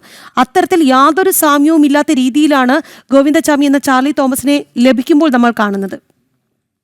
തീർച്ചയായും അത് ഇയാൾക്ക് ബ്ലേഡ് അലർജിയാണ് എന്ന് പറഞ്ഞുകൊണ്ട് പ്രത്യേക എക്സംഷൻ ഈ ജയിൽ അധികൃതരുടെ ഭാഗത്തു നിന്ന് ഈ ചാർലി തോമസ് വാങ്ങിയിരുന്നു എന്നാണ് ഈ റിപ്പോർട്ടുകൾ ലഭിക്കുന്നത്. എന്നാൽ സ്വാഭാവികമായും അത്തരത്തിൽ ഒരാൾ താടി വളർത്തുന്നുണ്ടെങ്കിൽ അയാളുടെ ആ രീതിയിലുള്ള ചിത്രങ്ങൾ തന്നെ എടുത്ത് സൂക്ഷിക്കേണ്ടതാണ് എന്നുള്ള ഒരു ഉത്തരവാദിത്വം ജയിൽ അധികൃതരെ സംബന്ധിച്ചുണ്ട്. എന്നാൽ ആ നടപടികളൊന്നും പാലിച്ചിട്ടില്ല എന്നുള്ളതാണ് മനസ്സിലാക്കേണ്ടിയിരിക്കുന്നത്. ഏതായാലും സംഭവവുമായി ബന്ധപ്പെട്ട് ഇന്നിപ്പോൾ ജയിൽ DGPയുടെ റിപ്പോർട്ട് DGPക്ക് സമർപ്പിക്കുന്നതോടുകൂടി പല കാര്യങ്ങളിലും കൃത്യമായ നടപടികൾ ഉണ്ടാകുമെന്നാണ് പ്രതീക്ഷിക്കുന്നത്. രാജി, ശരി മിഥുൻ. ഗോവിന്ദചാമി ഇന്ന് ചാർലി തോമസിന്റെ ജയിൽ ചാട്ടവുമായി ബന്ധപ്പെട്ട് ഇന്ന് റിപ്പോർട്ട് സമർപ്പിക്കുകയാണ്. തുടർ നടപടികൾ അതിനുശേഷമായിരിക്കും നമുക്ക് വ്യക്തമാവുക. കൂടുതൽ ജയിൽ ജീവനക്കാരെ ചോദ്യം ചെയ്യുകയും ചെയ്യും. വസതിയിൽ നിന്ന് പണം കണ്ടെത്തിയ സംഭവത്തിൽ അലഹബാദ് ഹൈക്കോടതി ജഡ്ജി യശ്വന്ത് വർമ്മയുടെ ഹർജി സുപ്രീം കോടതി ഇന്ന് പരിഗണിക്കും. ആഭ്യന്തര അന്വേഷണ സമിതി റിപ്പോർട്ടിനെതിരെയാണ് യശ്വന്ത് വർമ്മയുടെ ഹർജി. ജസ്റ്റിസുമാരായ ദീപാങ്കർ ദത്ത, AG മാഷി എന്നിവരടങ്ങുന്ന ബെഞ്ചാണ് ഹർജി പരിഗണിക്കുക. ആഭ്യന്തര സമിതി അന്വേഷണം നീതിപൂർവമല്ല എന്നും ചീഫ് ജസ്റ്റിസ് നൽകിയ ഇംപീച്ച്മെന്റ് ശുപാർശ ഭരണഘടനാ വിരുദ്ധമെന്നുമാണ് ജസ്റ്റിസ് വർമ്മയുടെ വാദം. വിവരങ്ങളുമായി നന്ദഗോപൻ ചേരുന്നുണ്ട്. നന്ദൻ, എപ്പോഴാണ് യശ്വന്ത് വർമ്മയുടെ ഹർജി കോടതി പരിഗണനയ്ക്കെടുക്കുന്നത്?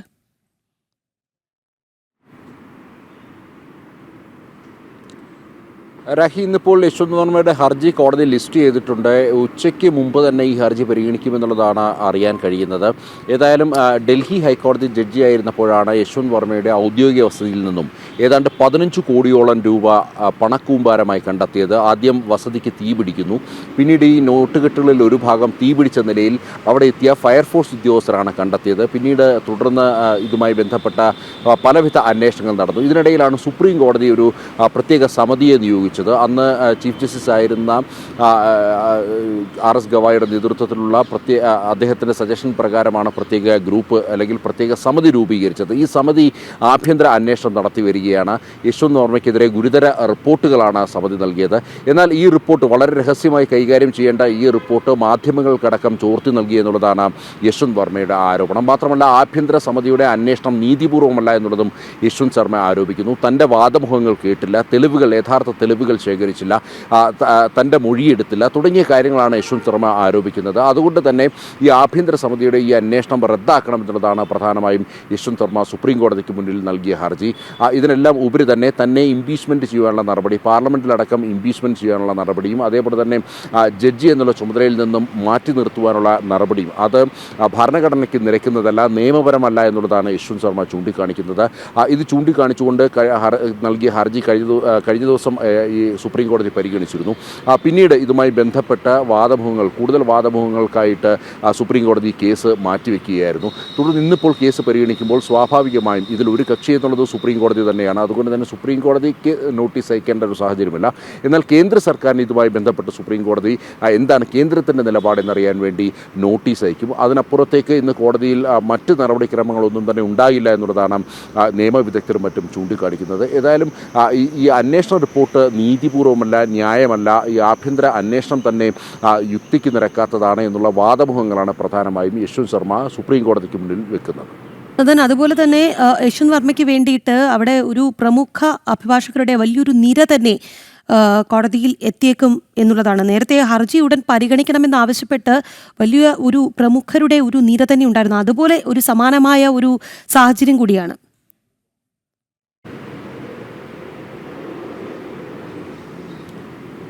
തീർച്ചയായിട്ടും യശ്വന്ത് വർമ്മയ്ക്ക് വേണ്ടി ഇന്നിപ്പോൾ മുതിർന്ന അഭിഭാഷകർ തന്നെയാകും ഹാജരാകുക എന്നുള്ള കാര്യത്തിൽ തർക്കമില്ല. പ്രത്യേകിച്ച് ഇതിൽ ഒരു വിഭാഗം അഭിഭാഷകർക്കും ശക്തമായ എതിർപ്പുണ്ട്. അതായത് സുപ്രീം കോടതിയുടെ നടപടി നീതിയുക്തമല്ല എന്നുള്ളതാണ് ഒരു വിഭാഗം അഭിഭാഷകർ ആരോപിക്കുന്നത്. ഇത്തരമൊരു അന്വേഷണ സമിതിയെ നിയോഗിക്കുമ്പോൾ ആ സമിതി പുലർത്തേണ്ട അല്ലെങ്കിൽ ആ സമിതിയുടെ ചില നീതി നിർവഹണ നടപടികളുണ്ട്. അത്തരം നടപടികളൊന്നും ഉണ്ടായിട്ടില്ല എന്നുള്ളതാണ് ചില അഭിഭാഷകരും മറ്റും ചൂണ്ടിക്കാണിക്കുന്നത്. അതുകൊണ്ട് തന്നെ ഒരു വിഭാഗം അഭിഭാഷകർ യശ്വന്ത് വർമ്മയ്ക്കൊപ്പം തന്നെ അടിയുറച്ച് തന്നെ നിൽക്കുകയാണ്. അതേസമയം തന്നെ സുപ്രീം കോടതി നിലപാടിൽ പിന്നോട്ടില്ല എന്നുള്ളത് തന്നെയാണ് വ്യക്തമാക്കുന്നത്. നേരത്തെ തന്നെ ഇപ്പോൾ നിലവിലുള്ള സുപ്രീം കോടതി ചീഫ് ജസ്റ്റിസ് അദ്ദേഹം കഴിഞ്ഞ ഈ ആഭ്യന്തര സമിതിയിൽ അന്വേഷണ സമിതിയിൽ അംഗമായിരുന്നു. അതുകൊണ്ട് തന്നെ ഈ കേസ് താൻ കേൾക്കുന്നില്ല, മറ്റൊരു ബെഞ്ചിലേക്ക് വിടുകയാണെന്ന് കഴിഞ്ഞ തവണ കേസ് കേട്ടപ്പോൾ അദ്ദേഹം വ്യക്തമാക്കിയിരുന്നു. അതനുസരിച്ച് പുതിയ ബെഞ്ചാണിപ്പോൾ ആ കേസ് കേൾക്കുന്നത്. ഈ പുതിയ ബെഞ്ച് ഇതിന്മേൽ എന്ത് നടപടിയെടുക്കും? നേരത്തെ സൂചിപ്പിച്ച പോലെ തന്നെ ഒരു നോട്ടീസിനപ്പുറത്തേക്ക് കൂടുതൽ ഏതെങ്കിലും നടപടി എടുക്കുമോ, ഈ ആഭ്യന്തര സമിതിയുടെ അന്വേഷണ റിപ്പോർട്ട് റദ്ദാക്കുമോ തുടങ്ങിയ കാര്യങ്ങളാണ് ഇനി നോക്കിക്കണ്ടിരിക്കുന്നത്. ഏതായാലും യശ്വന്ത് വർമ്മ ഉന്നയിക്കുന്ന ആരോപണം തനിക്കെതിരെ വലിയ ഗൂഢാലോചന നടക്കുന്നു എന്നുള്ളതാണ്. അതുകൊണ്ട് തന്നെയാണ് വളരെ കോൺഫിഡൻഷ്യലായ റിപ്പോർട്ട് പോലും മാധ്യമങ്ങൾക്ക് ചോർത്തി നൽകി തൻ്റെ അന്തസ്സിനെ ചോദ്യം ചെയ്യുന്ന തരത്തിൽ മാധ്യമങ്ങളിലടക്കം വാർത്തകൾ ഇടം തേടി. ഇതെല്ലാം തന്നെ സുപ്രീം കോടതിയിൽ തന്നെയുള്ള ഒരു വിഭാഗം ചെയ്യുന്നതാണ്, അല്ലെങ്കിൽ അതിന് പിന്നിൽ അവരാണ്. ശരി നന്ദൻ, വസതിയിൽ നിന്ന് പണം കണ്ടെത്തിയ സംഭവത്തിൽ അലഹബാദ് ഹൈക്കോടതി ജഡ്ജി യശ്വന്ത് വർമ്മയുടെ ഹർജി ഇന്ന് സുപ്രീം കോടതി പരിഗണിക്കുന്നു എന്നുള്ളതാണ് നന്ദഗോപൻ ഡൽഹിയിൽ നിന്ന് റിപ്പോർട്ട് ചെയ്തത്. പുത്തൻപുലരി 1 മണിക്കൂർ പിന്നിടുമ്പോൾ നമുക്ക് ഈ മണിക്കൂറിലെ തലക്കെട്ടുകളൊന്ന് നോക്കാം.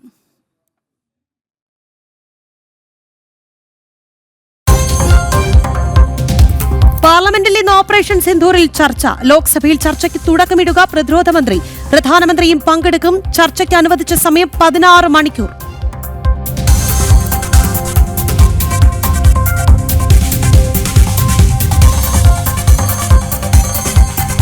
കംബോഡിയ തായ്ലൻഡ് സംഘർഷം പരിഹരിക്കാൻ തിരക്കിട്ട നീക്കം. മലേഷ്യയുടെ മധ്യസ്ഥതയിൽ ചർച്ച. തായ്ലൻഡ് കംബോഡിയൻ പ്രധാനമന്ത്രിമാർ ബാങ്കോക്കിലെത്തും.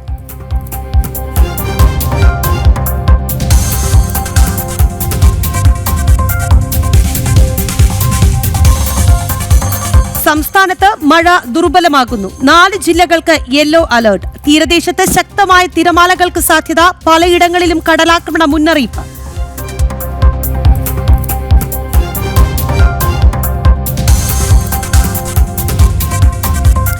സർക്കാർ അവഗണനയിൽ നെൽകർഷകർ ദുരിതത്തിൽ. സിവിൽ സപ്ലൈസ് വഴി സംഭരിച്ച നെല്ലിന്റെ വില ലഭിച്ചില്ല. നൽകാനുള്ളത് 596 കോടിയിലധികം രൂപ. പ്രതിഷേധം ശക്തമാക്കാനൊരുങ്ങി കർഷക സംഘടനകൾ.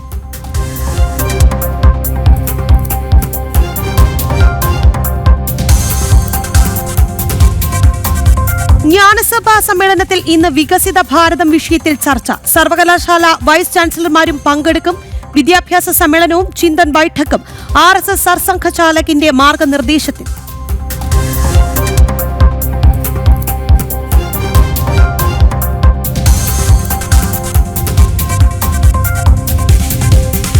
അമേരിക്കയുമായി താരിഫ് ധാരണയിലെത്തി യൂറോപ്യൻ യൂണിയൻ.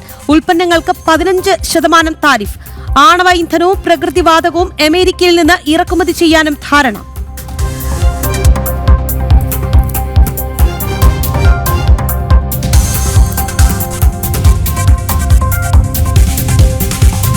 മാഞ്ചസ്റ്റർ ടെസ്റ്റിൽ ഇന്ത്യക്ക് വീരോചിത സമനില.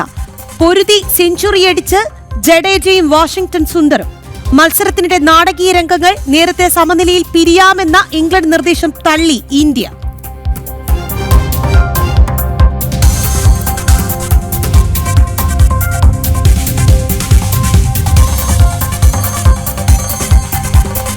ഫിഡെ ചെസ് വനിതാ ലോകകപ്പിൽ ജേതാവിനെ ഇന്നറിയാം. കോനേരു ഹംപിയും വിദ്യ ദേശ്മുഖും ഇഞ്ചോടിഞ്ച് പോരാട്ടത്തിൽ. ഫൈനൽ മത്സരം വൈകിട്ട് 4:30.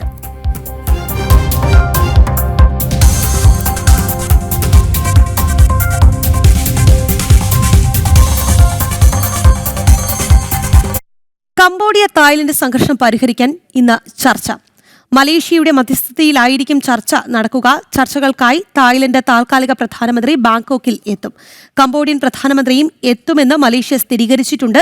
വിവരങ്ങളുമായി ഐസൻ ജോസ് ഉണ്ട്. ഐസൻ, കഴിഞ്ഞ ദിവസം തന്നെ കംബോഡിയ തായ്ലൻഡ് സംഘർഷം അവസാനിപ്പിക്കാനുള്ള ഒരു നീക്കം അമേരിക്കയുടെ ഭാഗത്തുനിന്നടക്കം ഉണ്ടായിട്ടുണ്ടായിരുന്നു. എങ്ങനെയാണ് നിലവിലെ സാഹചര്യങ്ങൾ? ഈ നിലവിൽ ഈ സാഹചര്യങ്ങൾ നമുക്ക് മനസ്സിലാക്കാൻ സാധിക്കുന്നത് മലേഷ്യയുടെ മധ്യസ്ഥതയിലാണ് ഈ സംഘർഷം പരിഹരിക്കുന്നതിനുള്ള നീക്കങ്ങൾ നടക്കുന്നത്. ബാങ്കോക്കിലായിരിക്കും ചർച്ചകൾ നടക്കുക. നമുക്ക് നേരത്തെ സൂചിപ്പിച്ചതുപോലെ ഫുങ്താം വഞ്ചേച്ചായ് ഉൾപ്പെടെയുള്ള താൽക്കാലിക പ്രധാനമന്ത്രി, അതായത് തായ്ലൻഡിന്റെ താൽക്കാലിക പ്രധാനമന്ത്രിയും അതുപോലെ തന്നെ കംബോഡിയയുടെ പ്രധാനമന്ത്രിയും ചർച്ചയ്ക്ക് എത്തുമെന്ന് തന്നെയാണ് ഇപ്പോൾ നമുക്ക് മനസ്സിലാക്കാൻ സാധിക്കുന്നത്. അത്തരത്തിലൊരു സ്ഥിരീകരണം തന്നെയാണ് മലേഷ്യയുടെ ഭാഗത്തു നിന്ന് ഇപ്പോൾ ഉണ്ടാവുകയും ചെയ്തിരിക്കുന്നത്. നമുക്കറിയാവുന്നതാണ്, ഏതാണ്ട് ഒരാഴ്ചയ്ക്കടുത്തായി സംഘർഷം അതിരൂക്ഷമായി നിലനിൽക്കുകയാണ് കംബോഡിയ തായ്ലൻഡ് അതിർത്തിയിൽ. ഈ കുഴിബോംബുകൾ പൊട്ടി സൈനികർക്ക് പരിക്കേറ്റതിന്റെ സാഹചര്യത്തിലാണ് ഈ പ്രശ്നങ്ങളെല്ലാം തന്നെ ഉണ്ടാവുകയും ഈ സംഘർഷത്തിലേക്ക് കാര്യങ്ങൾ നീങ്ങുകയും ചെയ്തത്. നിലവിലെ സാഹചര്യത്തിൽ നമുക്ക് ലഭ്യമാകുന്ന സൂചനകളെല്ലാം അനുസരിച്ച് ചർച്ചകൾ ഇന്ന് തന്നെ നടക്കുമെന്നാണ് മനസ്സിലാക്കാൻ സാധിക്കുന്നത്. ഇന്ന് തന്നെയാണ് സമയം നിശ്ചയിക്കുകയും ചെയ്തിട്ടുള്ളത്. അതും സ്ഥിരീകരിക്കപ്പെടുന്ന ഒരു റിപ്പോർട്ടുകളായി തന്നെ പുറത്തുവരികയും ചെയ്യുന്നുണ്ട്.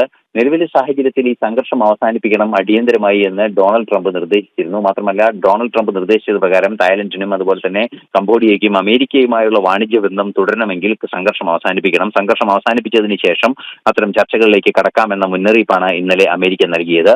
ഈ ഒരു പശ്ചാത്തലത്തിലാണ് അടിയന്തരമായി ഈ വിഷയം ചർച്ച ചെയ്യുന്നതും ഒരു മൂന്നാം കക്ഷിയുടെ മധ്യസ്ഥതയിൽ വിഷയം ചർച്ചയ്ക്ക് എത്തുകയും ചെയ്യുന്നത്. നിലവിൽ നമുക്ക് ലഭ്യമാകുന്ന സൂചനകൾ അനുസരിച്ച് തായ്ലൻഡ് കംബോഡിയയ്ക്ക് നേരെ വ്യോമാക്രമണം പോലും നടത്തിയ സാഹചര്യം ഏതാണ്ട് ദിവസങ്ങൾക്ക് മുമ്പ് ഉണ്ടാവുകയും ചെയ്തിരുന്നു. അത്തരത്തിലുള്ള സംഭവ വികാസങ്ങളെല്ലാം തന്നെ കർശനമായി നിയന്ത്രിക്കുക, മനുഷ്യരുടെ ജീവൻ സുരക്ഷിതമായി നിലനിർത്തുക എന്ന ലക്ഷ്യത്തിന്റെ അടിസ്ഥാനത്തിൽ തന്നെയാണ് ചർച്ചകൾ മുന്നോട്ട് പോകേണ്ടതെന്ന നിർദ്ദേശവും ട്രംപ് നൽകിയിട്ടുണ്ടെന്നാണ് മനസ്സിലാക്കാൻ സാധിക്കുന്നത്. ശരി ഐസൺ.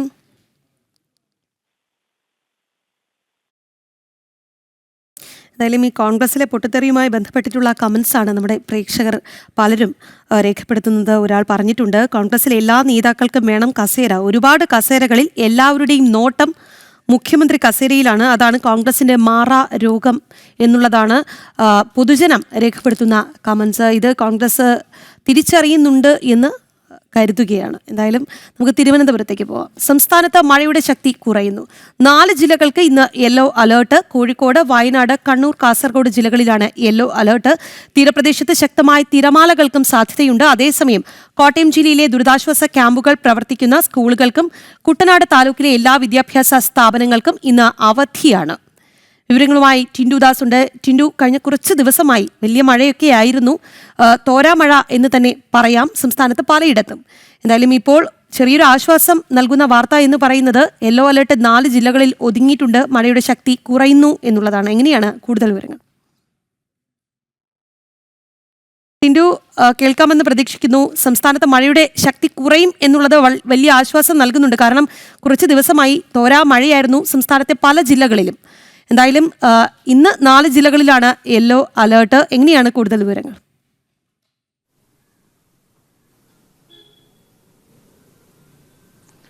രാജ്യ സംസ്ഥാനത്ത് മഴയുടെ തീവ്രത കുറയുന്നു എന്നതാണ് ഏറ്റവും പ്രധാനപ്പെട്ട കാര്യം. 4 ജില്ലകൾക്കാണ് യെല്ലോ അലേർട്ട് പ്രഖ്യാപിച്ചിട്ടുള്ളത്. കുട്ടനാട്, ആലപ്പുഴ ജില്ലയിലും അതോടൊപ്പം കോട്ടയം ജില്ലയിലെയും ചില ക്യാമ്പുകൾ പ്രവർത്തിക്കുന്ന സ്കൂളുകൾക്ക് അവധി പ്രഖ്യാപിച്ചിട്ടുണ്ട്. 4 ജില്ലകൾക്ക് ഓറഞ്ച് അലേർട്ടും മറ്റ് ജില്ലകളിൽ മഴ മുന്നറിയിപ്പുകളും നൽകിയിട്ടില്ല എന്നൊരു വിവരമാണ് ഈ മണിക്കൂറിൽ പുറത്തു വരുന്നത്. ഏറ്റവും പ്രധാനപ്പെട്ട കാര്യം, ജാർഖണ്ഡും ഛത്തീസ്ഗഡിനും തീരത്തും സമീപമായിട്ട് രൂപം കൊണ്ട ഒരു ന്യൂനമർദ്ദമാണ് ഇത്തരത്തിൽ വലിയ രീതിയിലൊരു മഴയ്ക്ക് കാരണമായത്. അപ്പോൾ അതിന് ന്യൂനമർദ്ദത്തിന്റെ തീവ്രത കുറയുന്നത് മഴ കുറയാനായിട്ട് കാരണമാകും.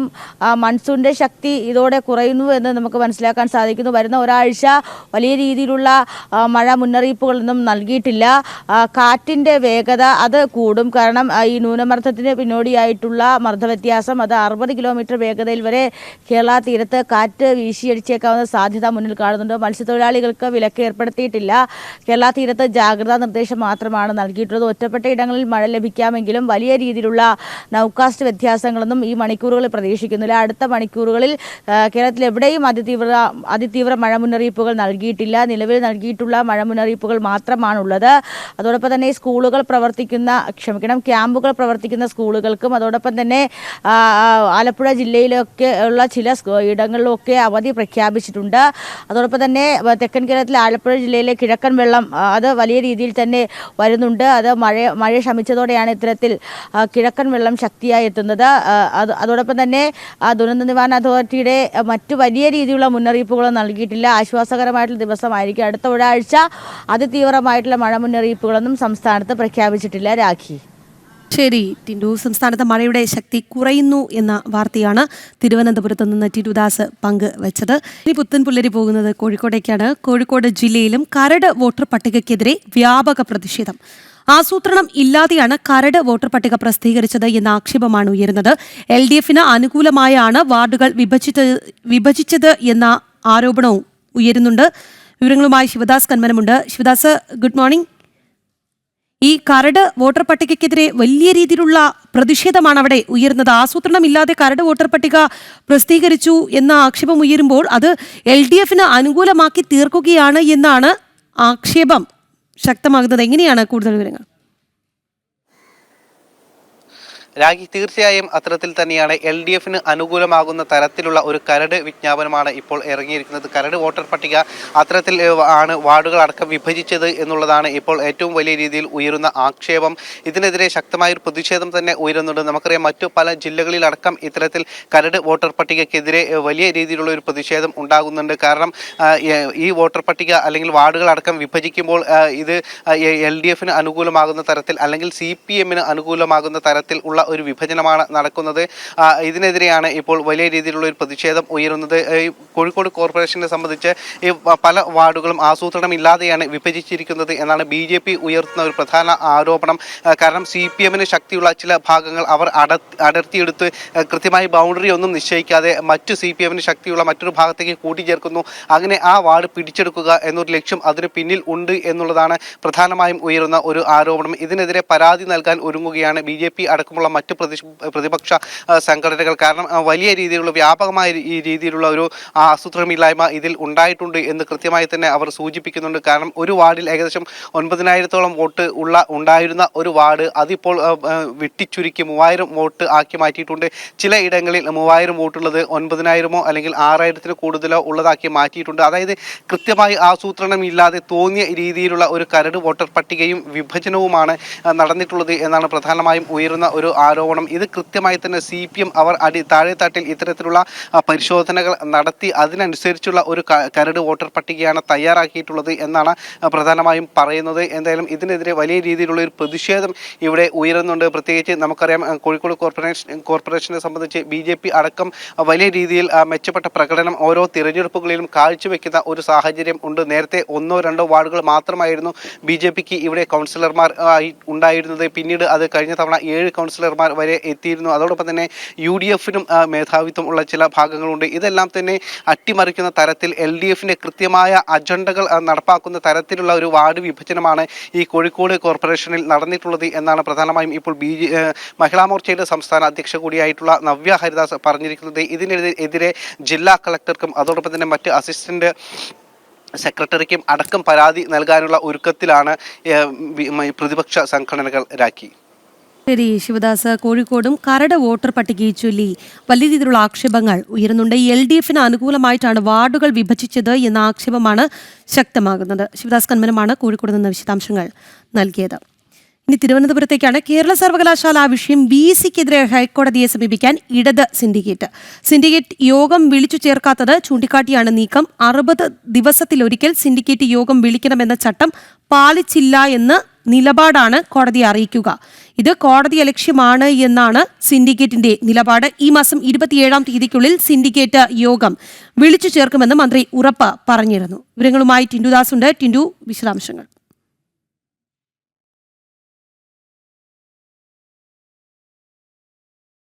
കേരള സർവകലാശാലയെ സംബന്ധിച്ചിടത്തോളം ഏറ്റവും പ്രധാനപ്പെട്ട ഒരു പ്രതിസന്ധിയായിരുന്നു ഈ സിൻഡിക്കേറ്റ് യോഗങ്ങളുടെ വിഷയം. അത് VC കൂടിയായിട്ടുള്ള മോഹൻ കുന്നുമലും അതോടൊപ്പം തന്നെ മന്ത്രിയും കൂടി നടത്തിയ ചർച്ചയിൽ മന്ത്രി ഉറപ്പ് പറഞ്ഞതാണ് ഈ മാസം 27-ാം തീയതിക്കുള്ളിൽ, അതായത് 60 ദിവസത്തിനുള്ളിൽ അടുത്ത സിൻഡിക്കേറ്റ് യോഗങ്ങൾ വിളിച്ചു ചേർക്കുമെന്നുള്ളതിൽ. പക്ഷേ മന്ത്രിക്ക് ആ ഉറപ്പ് പാലിക്കാനായില്ല എന്ന് വേണം ഈ ഘട്ടത്തിൽ മനസ്സിലാക്കേണ്ടത്. അപ്പോൾ അല്ലെങ്കിൽ ആ സിൻഡിക്കേറ്റ് യോഗങ്ങൾ ചേരാൻ കഴിഞ്ഞില്ല. ആ ഒരു സാഹചര്യം VCയെ കുറ്റപ്പെടുത്തിക്കൊണ്ട് ഇടത് സിൻഡിക്കേറ്റ് അംഗങ്ങൾ ഹൈക്കോടതിയിലേക്ക് പോകുന്നുവെന്ന് നമുക്ക് മനസ്സിലാക്കാൻ സാധിക്കുന്നുണ്ട്. VC അജണ്ട അനുമതി നൽകിയിട്ടില്ല. അതൊക്കെ ചൂണ്ടിക്കാണിച്ചായിരിക്കാം ഒരുപക്ഷെ ഇത്തരത്തിൽ ഹൈക്കോടതിയിലേക്ക് പോകുന്നത്. 60 ദിവസത്തിനുള്ളിൽ സിൻഡിക്കേറ്റ് യോഗങ്ങൾ വിളിച്ചു ചേർക്കണമെന്ന ചട്ടം, ആ ചട്ടം ചൂണ്ടിക്കാട്ടിയാണ് ഇത്തരത്തിൽ ഹൈക്കോടതിയിലേക്ക് പോകുന്നത്. സർവകലാശാല വിഷയത്തെ സംബന്ധിച്ചിടത്തോളം വലിയ രീതിയിലൊരു പ്രതിസന്ധി ഈ ഘട്ടത്തിലും നിലനിൽക്കുന്നുണ്ട്. ഏറ്റവും പ്രധാനപ്പെട്ട കാര്യം, ഗവർണർ ഉൾപ്പെടെ സുപ്രീം കോടതിയിലേക്ക് പോകുന്ന ഒരു സാഹചര്യം. അതിന് പിന്നാലെ ഇത്തരത്തിൽ വീണ്ടും സർവകലാശാല രജിസ്ട്രാർ അല്ലെങ്കിൽ VC വിഷയങ്ങൾ വീണ്ടും അതൊരു പ്രധാന വിഷയമായിട്ട് ഉയർത്തിക്കൊണ്ടുവരാൻ ശ്രമിക്കുന്നതിൻ്റെ ഭാഗമായിട്ടാണോ ഇത്തരത്തിൽ നിയമ നടപടികളിലേക്ക് പോകുന്നത് എന്നുള്ളൊരു കാര്യത്തിലും ഇതുവരെ വ്യക്തത വന്നിട്ടില്ല. എന്തായാലും സിൻഡിക്കേറ്റ് യോഗങ്ങൾ വിളിച്ചു ചേർക്കുന്നില്ല എന്ന് ചൂണ്ടിക്കാട്ടി ഇടത് സിൻഡിക്കേറ്റ് അംഗങ്ങൾ നിയമ നടപടിക്ക് ഒരുങ്ങുകയാണ്. ആ നിയമ നടപടിക്ക് ശേഷം അല്ലെങ്കിൽ അതിനുശേഷം സിൻഡിക്കേറ്റ് യോഗങ്ങൾ വിളിച്ചു ചേർക്കേണ്ടതായിട്ട് വരും. എന്തായാലും 60 ദിവസത്തിനുള്ളിൽ സിൻഡിക്കേറ്റ് യോഗങ്ങൾ വിളിച്ചു ചേർക്കണമെന്നാണ് എന്നുള്ളതാണ് ചട്ടം. മന്ത്രി ഇതുമായി ബന്ധപ്പെട്ട് ഉറപ്പൊക്കെ നൽകിയിട്ടുണ്ടായിരുന്നു. പക്ഷേ ഈ VC-യെ കുറ്റപ്പെടുത്തിക്കൊണ്ട് ഇത്തരത്തിൽ നിയമ നടപടികൾക്ക് പോകാനാണ് ഇടത് സിൻഡിക്കേറ്റ് അംഗങ്ങൾ ശ്രമിക്കുന്നത്. സിൻഡിക്കേറ്റ് യോഗം വിളിച്ചു ചേർക്കാത്തത് VC-യുടെ തെറ്റാണ് എന്ന രീതിയിലേക്ക് കാര്യങ്ങൾ എത്തിച്ചുകൊണ്ട് ഇടത് സിൻഡിക്കേറ്റ് കോടതിയെ സമീപിക്കുന്നു എന്നുള്ളതാണ്. 60 ദിവസത്തിലൊരിക്കൽ സിൻഡിക്കേറ്റ് യോഗം വിളിക്കണമെന്ന ചട്ടമുണ്ട്. ഈ ചട്ടം പാലിച്ചില്ല എന്ന നിലപാട് ഇടത് സിൻഡിക്കേറ്റ് കോടതിയെ അറിയിക്കും. അതിന് പഴിചാരുന്നത് VC-യാണ്. ഇത് കോടതി ലക്ഷ്യമാണ് എന്നാണ് സിൻഡിക്കേറ്റിന്റെ നിലപാട്. ഈ മാസം 27-ാം തീയതിക്കുള്ളിൽ സിൻഡിക്കേറ്റ് യോഗം വിളിച്ചു ചേർക്കുമെന്ന് ഉറപ്പ് നൽകിയത് മന്ത്രിയാണ്. എന്നാൽ ആ മന്ത്രി ആ ഉറപ്പ് പാലിച്ചില്ല. ഇതിന് VC-യെ പഴിച്ചുകൊണ്ട് കോടതിയെ സമീപിക്കുകയാണ് ഇടത് സിൻഡിക്കേറ്റ്. ടിൻഡുദാസാണ് തിരുവനന്തപുരത്ത് നിന്ന് വിശദാംശങ്ങൾ നൽകിയത്. മോട്ടോർ വാഹന വകുപ്പിന്റെ പരിവാഹൻ ആപ്പിന്റെ മറവിൽ കോടികൾ തട്ടിയ കേസിലെ പ്രതികളെ കൊച്ചി സൈബർ പോലീസ് ഇന്ന് കസ്റ്റഡിയിൽ വാങ്ങും. 2023-ലുണ്ടായ ഡാറ്റ ചോർച്ചയിലാണ് പ്രതികൾക്ക് വാഹന ഉടമകളുടെ വിവരങ്ങൾ ലഭിച്ചത് എന്നാണ് സൂചന. പരിവാഹൻ വെബ്സൈറ്റിൽ നിന്ന് 10,000-കണക്കിന് വാഹന ഉടമകളുടെ വിവരങ്ങളാണ് ചോർന്നത്. വിവരങ്ങളുമായി ജിജീഷ് കരുണാകരനുണ്ട്. ജിജീഷ്, ഈ ആപ്പുമായി ബന്ധപ്പെട്ട് വളരെ ഞെട്ടിക്കുന്ന വിവരങ്ങളാണ് പുറത്ത് വന്നത്. എന്തായാലും ഈ പ്രതികളെ ഇനി കസ്റ്റഡിയിൽ വാങ്ങി കൂടുതൽ ചോദ്യം ചെയ്യലിന് വിധേയമാക്കും എന്നുള്ളതാണ് എന്നാണ് മനസ്സിലാക്കുന്നത്. എങ്ങനെയാണ് വിശദാംശങ്ങൾ?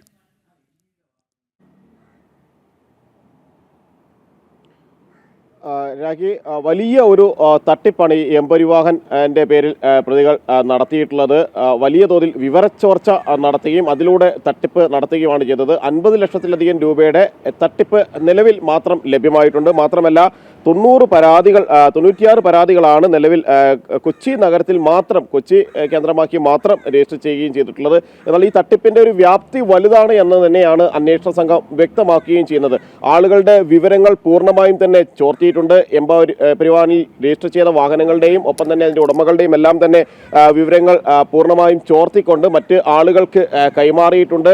ഡാർക്ക് വെബ്സൈറ്റുകളിലടക്കം ഇത് വിൽപ്പനയ്ക്ക് വെക്കുകയും ചെയ്തിട്ടുണ്ട്. മാത്രമല്ല ഈ പ്രതികൾ ഡാർക്ക് വെബ്സൈറ്റിൽ നിന്ന് പല ആളുകളുടെയും ഇത്തരത്തിൽ രജിസ്റ്റർ ചെയ്ത വിവരങ്ങൾ പലതും ചോർത്തിയെടുക്കുകയും അത് വാങ്ങി ദുരുപയോഗം ചെയ്യുകയും കൈമാറ്റം ചെയ്യുകയും എല്ലാം ചെയ്തതായും കണ്ടെത്തിയിട്ടുണ്ട്. മാത്രമല്ല ഇതിൽ കൂടുതൽ പ്രതികളുണ്ട് എന്ന് തന്നെയാണ് അന്വേഷണ സംഘം കരുതുന്നത്. ഈ നിലവിൽ പിടിയിലായ 2 പേർക്കപ്പുറം കൂടുതൽ ആളുകളുണ്ട്. ഇതിലൊരാൾ നേരത്തെ കേസുമായി ബന്ധപ്പെട്ട് പ്രധാനമായും പോലീസ് തിരയുന്ന അല്ലെങ്കിൽ പോലീസിന്റെ നിരീക്ഷണത്തിലുള്ള ഒരാളെന്ന് പറയുന്നത് 16 വയസ്സുള്ള ആളാണ്. ഇയാളെ വിളിച്ചു വരുത്തി ചോദ്യം ചെയ്ത് തുടർ നടപടികളിലേക്ക് കടക്കുക എന്നത് തന്നെയാണ് പോലീസ് പ്രധാനമായും ആലോചിക്കുന്നത്. ഈ MBK ഫയൽ ഉണ്ടാക്കിയത് ഇയാളാണ്. ഈ MBK ഫയൽ ഉണ്ടാക്കിക്കൊണ്ടാണ് ഇത്തരത്തിലുള്ള തട്ടിപ്പുകൾ നടത്തിയത്. സാധാരണ നിലയിൽ ആപ്പുകൾ ഇത്തരത്തിൽ ഡൗൺലോഡ് ചെയ്യാൻ കഴിയില്ല, അല്ലെങ്കിൽ അത്തരത്തിൽ അവിടെയാണ് കൃത്രിമമായി ഈ ആപ്പുകൾ ഉണ്ടാക്കി MPK ആപ്പുകൾ ഉണ്ടാക്കിക്കൊണ്ട് പരിവാഹന്റെ പേരിൽ വലിയ തട്ടിപ്പുകൾ നടത്തുകയും ചെയ്തത്. പ്ലേ സ്റ്റോറിൽ നിന്ന് മാത്രമാണ് പരിവാഹന്റെ ആപ്പുകൾ ഡൗൺലോഡ് ചെയ്യാൻ കഴിയുകയുള്ളൂ എന്ന് മോട്ടോർ വാഹന വകുപ്പ് തന്നെ അറിയിച്ചിട്ടുണ്ട്. ഇവിടെ ചെയ്യുന്നത് മറിച്ച് ചില മെസ്സേജുകൾ ആളുകളിലേക്ക് വരുന്നു. ആ മെസ്സേജ് ക്ലിക്ക് ചെയ്യാനുള്ള ഒരു നിർദ്ദേശം നൽകുന്നു. അങ്ങനെ ആ മെസ്സേജ് ക്ലിക്ക് ചെയ്യുമ്പോൾ വലിയ തോതിൽ പിഴ നിങ്ങൾക്ക് വന്നിട്ടുണ്ട്. സീറ്റ് ബെൽറ്റ് ഇടാത്തതിൻ്റെ പേരിലും ഹെൽമെറ്റ് ഇല്ലാത്തതിൻ്റെ പേരിലും എല്ലാം തന്നെ വലിയ പിഴ ചുമത്തിയിരിക്കുന്നു മോട്ടോർ വാഹന വകുപ്പ് എന്ന് ചൂണ്ടിക്കാണിച്ചുകൊണ്ടായിരിക്കും സാധാരണ നിലയിൽ ഇത്തരത്തിലുള്ള മെസ്സേജുകൾ വരിക. ആ മെസ്സേജിലെ ലിങ്കിലേക്ക് ക്ലിക്ക് ചെയ്ത് കൂടുതൽ വിവരങ്ങൾ ലഭ്യമാക്കാനും പൈസ അടക്കുന്നതിന് വേണ്ടിയും പിഴ അടക്കുന്നതിന് വേണ്ടിയും എല്ലാം തന്നെ അതിലെ ലിങ്കിലേക്ക് ക്ലിക്ക് ചെയ്യണമെന്ന ഒരു നിർദ്ദേശം കൂടി ഉണ്ടാകും. ഈ ലിങ്ക് ക്ലിക്ക് ചെയ്യുന്നതോടുകൂടിയാണ് വിവരങ്ങൾ മുഴുവൻ പൂർണ്ണമായും തന്നെ ചോർത്തി എടുക്കുന്നത് എന്നും അന്വേഷണത്തിൽ മനസ്സിലായിട്ടുണ്ട്. വിശദമായ ഒരു അന്വേഷണത്തിന് തന്നെയാണ് സൈബർ പോലീസ് ഇപ്പോൾ ഒരുങ്ങിയിട്ടുള്ളത്. മോട്ടോർ വാഹന വകുപ്പിന്റെ പരിവാഹൻ ആപ്പിന്റെ മറവിൽ നടന്ന കോടികൾ തട്ടിപ്പുമായി ബന്ധപ്പെട്ടുള്ള വാർത്തയുടെ വിശദാംശങ്ങളാണ് ജിജീഷ് കരുണാകരൻ പങ്കുവച്ചത്. ഈ കേസിലെ പ്രതികളെ കൊച്ചി സൈബർ പോലീസ് ഇന്ന് കസ്റ്റഡിയിൽ വാങ്ങുന്നുമുണ്ട്. വളരെ ഞെട്ടിക്കുന്ന വിവരങ്ങളാണ് ഈ ആപ്പുമായി ബന്ധപ്പെട്ട് നടന്ന തട്ടിപ്പുമായി ബന്ധപ്പെട്ട് പുറത്തുവരുന്ന വിവരങ്ങൾ. നേരത്തെ നമ്മൾ നൽകിയ വാർഡ് വിഭജനവുമായി ബന്ധപ്പെട്ട് നൽകിയ ആ വാർത്തയെക്കുറിച്ചിട്ടാണ് വിശ്വകുമാർ P എന്ന പ്രേക്ഷകൻ പറയുന്നുണ്ട്. കൊല്ലം ജില്ലയിലെ അഞ്ചൽ പഞ്ചായത്തിലും ഇതേ രീതിയിലാണ് വാർഡ് ക്രമീകരിച്ചിരിക്കുന്നത് എന്ന്. എന്തായാലും അത്തരത്തിലുള്ള ക്രമീകരണങ്ങൾ അത് നല്ലതല്ല എന്നുള്ളതാണ്. അങ്ങനെ സംഭവിച്ചിട്ടുണ്ട് എങ്കിൽ പ്രതിഷേധങ്ങൾ ഉയരേണ്ടതാണ്, പരിശോധനകൾ നടക്കേണ്ടതാണ്. അമേരിക്കയുമായി താരിഫ് ധാരണയിലെത്തി യൂറോപ്യൻ യൂണിയൻ രാജ്യങ്ങളിലെ ഉൽപ്പന്നങ്ങൾക്ക് 15% താരിഫ് ആയിരിക്കും അമേരിക്ക ചുമത്തുക. അമേരിക്കൻ പ്രസിഡന്റ് ഡൊണാൾഡ് ട്രംപും യൂറോപ്യൻ യൂണിയൻ കമ്മീഷൻ അധ്യക്ഷയുമായി നടന്ന ചർച്ചകളിലാണ് അന്തിമ താരിഫ് തീരുമാനമായത്. നേരത്തെ യൂറോപ്യൻ യൂണിയൻ രാജ്യങ്ങൾക്ക് 30% താരിഫ് ഏർപ്പെടുത്താനായിരുന്നു അമേരിക്കയുടെ നീക്കം. So I think we should not forget where we would have been on the 1st of August. we would have been at 30%. And it would have been much more difficult to get down now to the 15%. 15% is certainly a challenge for some, but we should not forget it keeps us the access to the American market, and what we are also doing intensively is diversifying to other regions of the world. And this opens up new markets, potential new markets. Indonesia, for example, is huge. It's 250 million people. Aison Jose ഉണ്ട്. Aison, European union രാജ്യങ്ങൾക്ക് നേരത്തെ 30% താരിഫായിരുന്നു ഏർപ്പെടുത്താൻ തീരുമാനിച്ചിരുന്നത്. എന്തായാലും ഇപ്പോൾ ചർച്ചകൾ ഫലം കണ്ടിരിക്കുന്നു. അമേരിക്കയുമായി താരിഫ് ധാരണയിൽ എത്തിയിട്ടുണ്ട് യൂറോപ്യൻ യൂണിയൻ എന്നുള്ളതാണ്. എങ്ങനെയാണ് കൂടുതൽ വിശദാംശങ്ങൾ? രാഖി, താരിഫ് ധാരണയിൽ എത്തിയത് സ്കോട്ട്ലൻഡിൽ നടന്ന ചർച്ചകൾക്ക് പിന്നാലെയാണ്. യൂറോപ്യൻ യൂണിയൻ കമ്മീഷൻ അധ്യക്ഷയായ ഉർസുല വോൺ ഡെർ ലെയനുമായി നടന്ന ചർച്ചകളിലാണ് അന്തിമ തീരുമാനമെത്തുകയും 15% താരിഫ് ഏർപ്പെടുത്തുക എന്നൊരു തീരുമാനത്തിലേക്ക് എത്തുകയും ചെയ്തത്. അതായത് നേരത്തെ നമ്മൾ അറിഞ്ഞിരുന്നത് പോലെ ഈ ഓഗസ്റ്റ് 1 മുതൽ 30% അധിക താരിഫായിരുന്നു തീരുമാനിച്ചിരുന്നത്. അത് 15% ചുരുക്കുകയാണ് യൂറോപ്യൻ യൂണിയൻ രാജ്യങ്ങളുമായുള്ള ആ ഒരു ഡീലിൽ ഇപ്പോൾ ട്രംപ് ചെയ്തിരിക്കുന്നത്. മാത്രമല്ല പല രീതിയിലുള്ള പിന്തുണയും വാണിജ്യ പിന്തുണകളും വാണിജ്യ ഡെഫിസിറ്റ് നികത്തുന്നതിന്, ട്രേഡ് ഡെഫിസിറ്റ് നികത്തുന്നതിനെ കൃത്യമായ ഇടപെടൽ നടത്തുമെന്നും യൂറോപ്യൻ യൂണിയൻ അധ്യക്ഷ അറിയിക്കുകയും വാഗ്ദാനം നൽകുകയും ചെയ്തിട്ടുണ്ട്. ഇതിന്റെ ഭാഗമായി $750 മില്യൺ എണ്ണ ഇറക്കുമതി, പ്രകൃതിവാതകവും എണ്ണയും ഒക്കെ ഇറക്കുമതി ചെയ്യുന്നതിനുള്ള ചില തീരുമാനങ്ങളെല്ലാം തന്നെ ഉണ്ടായിട്ടുണ്ട് എന്നും നമുക്ക് മനസ്സിലാക്കാൻ സാധിക്കുന്നുണ്ട്. മാത്രമല്ല ഏറ്റവും സുപ്രധാനമായ വിഷയം എന്ന് പറയുന്നത് ഈ യൂറോപ്യൻ യൂണിയൻ രാജ്യങ്ങളുടെ ഇറക്കുമതി സംബന്ധിച്ച് 15% നിലനിർത്തുന്നത് തന്നെ യൂറോപ്യൻ യൂണിയനെ സംബന്ധിച്ചിടത്തോളം ഒരു വെല്ലുവിളിയാണ് എന്നും അവർ പറയുകയും ചെയ്യുന്നുണ്ട്. അല്പസമയം മുമ്പ് ഉർസുലയുടെ വാക്കുകളിൽ തന്നെ അത് വ്യക്തവുമാണ്. നിലവിലെ സാഹചര്യത്തിൽ തുടർ ചർച്ചകളുണ്ടായി ഇനിയും താരിഫ് കുറയ്ക്കുന്നതിനുള്ള നീക്കങ്ങളിലേക്ക് പോകുമെന്ന ചില സൂചനകൾ തന്നെയാണ് ഇതിൽ നിന്നും നമുക്ക് മനസ്സിലാക്കാൻ സാധിക്കുന്നത്. അമേരിക്കയുമായി യൂറോപ്യൻ യൂണിയൻ താരിഫ് ധാരണയിൽ എത്തിയിരിക്കുന്നു എന്ന വാർത്തയാണ് ഐസൺ ജോസ് പങ്കുവച്ചത്. ഇനി കോഴിക്കോടേക്കാണ്. Kozhikode beach fire and rescue ആസ്ഥാന മന്ദിരം പുനർനിർമ്മാണം വൈകുന്നു. ഏത് നിമിഷവും തകർന്നു വീഴാവുന്ന കെട്ടിടത്തിൽ ഭീതിയോടെയാണ് ജീവനക്കാർ കഴിയുന്നത്. ലക്ഷങ്ങൾ വിലയുള്ള ഉപകരണങ്ങളും നശിക്കുകയാണ്. വിവരങ്ങളുമായി ശിവദാസ് കന്മനമുണ്ട്. ശിവദാസ്, ഈ ബീച്ച് ആശുപത്രി ഫയർ ആൻഡ് റെസ്ക്യൂ ആസ്ഥാന മന്ദിരം പുനർനിർമ്മാണം വൈകുന്നു എന്നുള്ളതാണ്. ഏത് നിമിഷവും തകർന്ന് വീഴാവുന്ന അവസ്ഥ എന്ന് പറയുമ്പോൾ അത് ചെറിയ കാര്യമല്ല. ജീവനക്കാർക്കടക്കം ഭീതിയാണ്. എങ്ങനെയാണ് വിശദാംശങ്ങൾ? രാഖി, നമുക്കറിയാം കോഴിക്കോട് മുൻപ് എല്ലാം തന്നെ വലിയ രീതിയിലുള്ള അഗ്നിബാധ ഉണ്ടായിരുന്നു. ഒരു മാസം മുൻപും ഇത്തരത്തിൽ കോഴിക്കോട് നഗരത്തിൽ നിരവധി ടെക്സ്റ്റൈൽസുകൾ അടക്കം കത്തി നശിച്ച ഒരു സാഹചര്യം ഉണ്ടായിരുന്നു. അതോടൊപ്പം തന്നെ മിഠായി തെരുവിലെ അപകടം, ഇങ്ങനെ വലിയ രീതിയിലുള്ള വൻ അപകടങ്ങൾ, ഫയർ ആൻഡ് റെസ്ക്യൂവിന്റെ ആവശ്യമുള്ള വലിയ രീതിയിലുള്ള അപകടങ്ങൾ പലപ്പോഴും നിരന്തരം ഉണ്ടാകുന്ന ഒരു സാഹചര്യം നിലനിൽക്കുന്നുണ്ട്. പക്ഷേ ഇപ്പോഴും കോഴിക്കോട് ഫയർ ആൻഡ് റെസ്ക്യൂവിന് കൃത്യമായൊരു ഓഫീസ് ഇല്ല. അതോടൊപ്പം തന്നെ കൃത്യമായൊരു യൂണിറ്റ് സംവിധാനമോ കെട്ടിടമോ ഒന്നും തന്നെ ഇല്ല എന്നുള്ളതാണ് ഏറ്റവും ഖേദകരമായ ഒരു സംഭവം. കാരണം കഴിഞ്ഞ കുറെ കാലങ്ങളായി ജീവനക്കാരുടെ ക്വാർട്ടേഴ്സിലാണ് ഈ ഒരു കെട്ടിടം പ്രവർത്തിക്കുന്നത്. നിലവിൽ ഇവരുടെ കെട്ടിടം പ്രവർത്തിക്കുന്നത്. എന്നാൽ കോഴിക്കോട് ഫയർ ആൻഡ് റെസ്ക്യൂവിന് ആസ്ഥാന മന്ദിരം നിർമ്മിക്കാനും അതോടൊപ്പം തന്നെ യൂണിറ്റ് നിർമ്മാണത്തിനുമായി 20 കോടിയോളം രൂപ വക ഇരുത്തിയിട്ടുണ്ട്. പക്ഷേ അത് കൃത്യമായി തന്നെ വിനിയോഗിക്കാൻ കഴിയുന്നില്ല. ആഭ്യന്തര വകുപ്പിന്റെ അനുമതി ഇല്ലാത്തതാണ് ഇതിന് പ്രധാനപ്പെട്ട ഒരു കാരണം. നിലവിൽ ഇപ്പോൾ വാടക ക്വാർട്ടേഴ്സ് എന്ന് പറയുമ്പോൾ അത് ചോർന്നൊലിക്കുന്ന ഒരു സാഹചര്യമാണ് ഉള്ളത്. ഏകദേശം 22 ജീവനക്കാരാണ് ഇവിടെ പ്രവർത്തിക്കുന്നത്. ഇവർ ഭീതിയോടെയാണ് ഇവിടെ കഴിയുന്നത് എന്നുള്ളതാണ് ഏറ്റവും ഖേദകരമായ ഒരു വസ്തുത. കാരണം കഴിഞ്ഞ ദിവസങ്ങളിലെല്ലാം തന്നെ ശക്തമായ മഴ പെയ്തിരുന്നു, കാറ്റ് ഉണ്ടായിരുന്നു. ഈ സമയങ്ങളിലെല്ലാം തന്നെ ചോർന്നൊലിക്കുന്ന ഒരു സാഹചര്യം ഉണ്ട്. ഈ ചോർന്നൊലിക്കുമ്പോൾ സ്വാഭാവികമായും ഫയർ ആൻഡ് റെസ്ക്യൂവിന് നിരവധി ഉപകരണങ്ങൾ ഉണ്ടാകും. അവരുടെ ജോലിക്ക് വേണ്ടിയിട്ടുള്ള നിരവധി ഉപകരണങ്ങൾ ഉണ്ടാകും. ഈ ഉപകരണങ്ങളെല്ലാം തന്നെ കേടുവരുന്ന ഒരു സാഹചര്യങ്ങൾ ഉണ്ട്.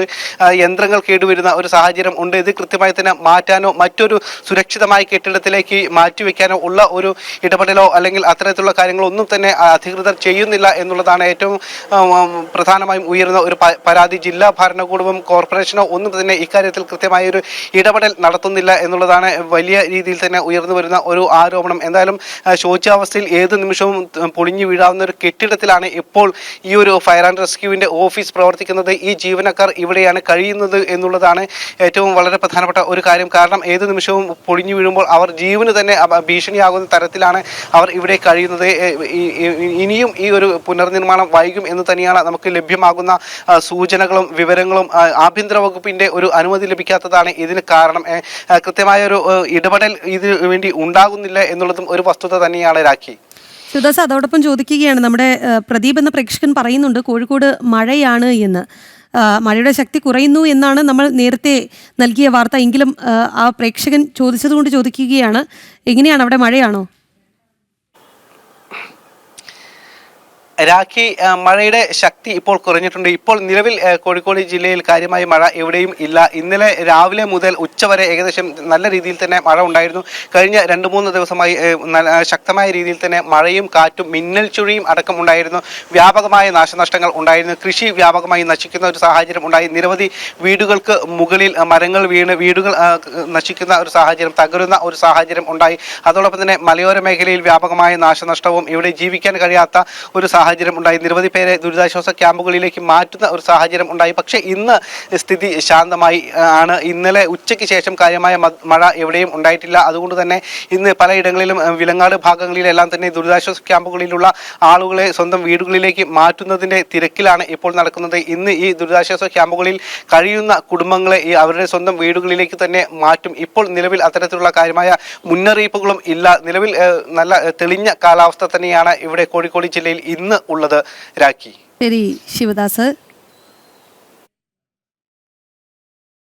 സദാനന്ദൻ നെടുനിലം എന്ന പ്രേക്ഷകൻ പറയുന്നുണ്ട്, രാഖിയുടെ ക്ഷ എന്ന പരിപാടി ഇഷ്ടപ്പെട്ടു എന്ന്. ഒരുപാട് സന്തോഷമുണ്ട്. തീർച്ചയായും പിന്തുണ പ്രതീക്ഷിക്കുകയാണ്.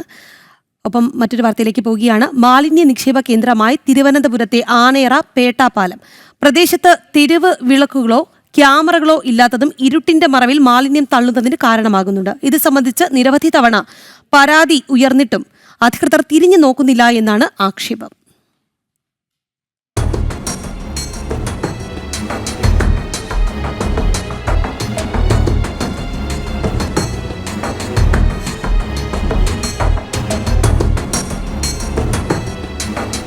പേട്ടയെയും ആനേറയെയും ബന്ധിപ്പിക്കുന്ന ആനേറ പേട്ട പാലം മാലിന്യ നിക്ഷേപ കേന്ദ്രമായിട്ട് നാളുകളേറെ പിന്നിട്ടു. പാലത്തിന്റെ നടപ്പാതയിലും താഴെയുമുള്ള മാലിന്യ നിക്ഷേപം ജനങ്ങളെ വലയ്ക്കുകയാണ്. വർഷങ്ങളായി നിക്ഷേപിക്കപ്പെട്ട പ്ലാസ്റ്റിക് മാലിന്യങ്ങളും ഭക്ഷ്യമാലിന്യങ്ങളും വരെ ഇതിലുണ്ട്. മൂക്കുപൊത്താതെ ഇതുവഴി നടക്കാനാകില്ല. ഈ അവസ്ഥ ഇതിനു മുമ്പ് ഇങ്ങനെ ആയിരുന്നില്ല. ഇവിടെ നല്ല വൃത്തിയുള്ള ഒരു സ്ഥലമായിരുന്നു. ആകപ്പാടെ ഇപ്പോൾ കണ്ട കാല് വയ്ക്കാൻ തോന്നില്ല, അത്രയ്ക്ക് അഴുക്ക്. ആ അറ്റം തൊട്ട് ഇവിടെ വല്ലപ്പോഴേ വരാറുള്ളൂ. എൻ്റെ സൗകര്യമുണ്ട്, അവളെ കാണാൻ വരുന്നതാണ്. ക്യാമറ ഇല്ല, ഒന്നുമില്ല. ക്യാമറ ഉണ്ടായിരുന്നെങ്കിൽ ഇതൊക്കെ പിടിക്കപ്പെടുമായിരുന്നു. വണ്ടി നമ്പർ എടുത്തല്ലേ. നടക്കാൻ പറ്റില്ല, മഴ പെയ്തിട്ടേ വെള്ളം കൂടെ നിന്നപ്പോൾ നടക്കാൻ പറ്റുന്നില്ല. അപ്പോൾ അവിടെ കാല് വെച്ചിട്ട് ബാലൻസിൽ വന്നേ. ദുർഗന്ധം വമിക്കുന്ന മാലിന്യം താണ്ടി വേണം സ്കൂൾ കുട്ടികൾക്കും നടന്നു പോകാൻ. നടപ്പാതകളിൽ മാലിന്യം നിറഞ്ഞതോടെ കാൽനടയാത്രക്കാർ നൂറുകണക്കിന് വാഹനങ്ങൾ കടന്നു പോകുന്ന പാലത്തിലേക്ക് ഇറങ്ങി നടക്കുകയാണ്. ഇത് അപകടങ്ങൾക്കും കാരണമാകുന്നുണ്ട്.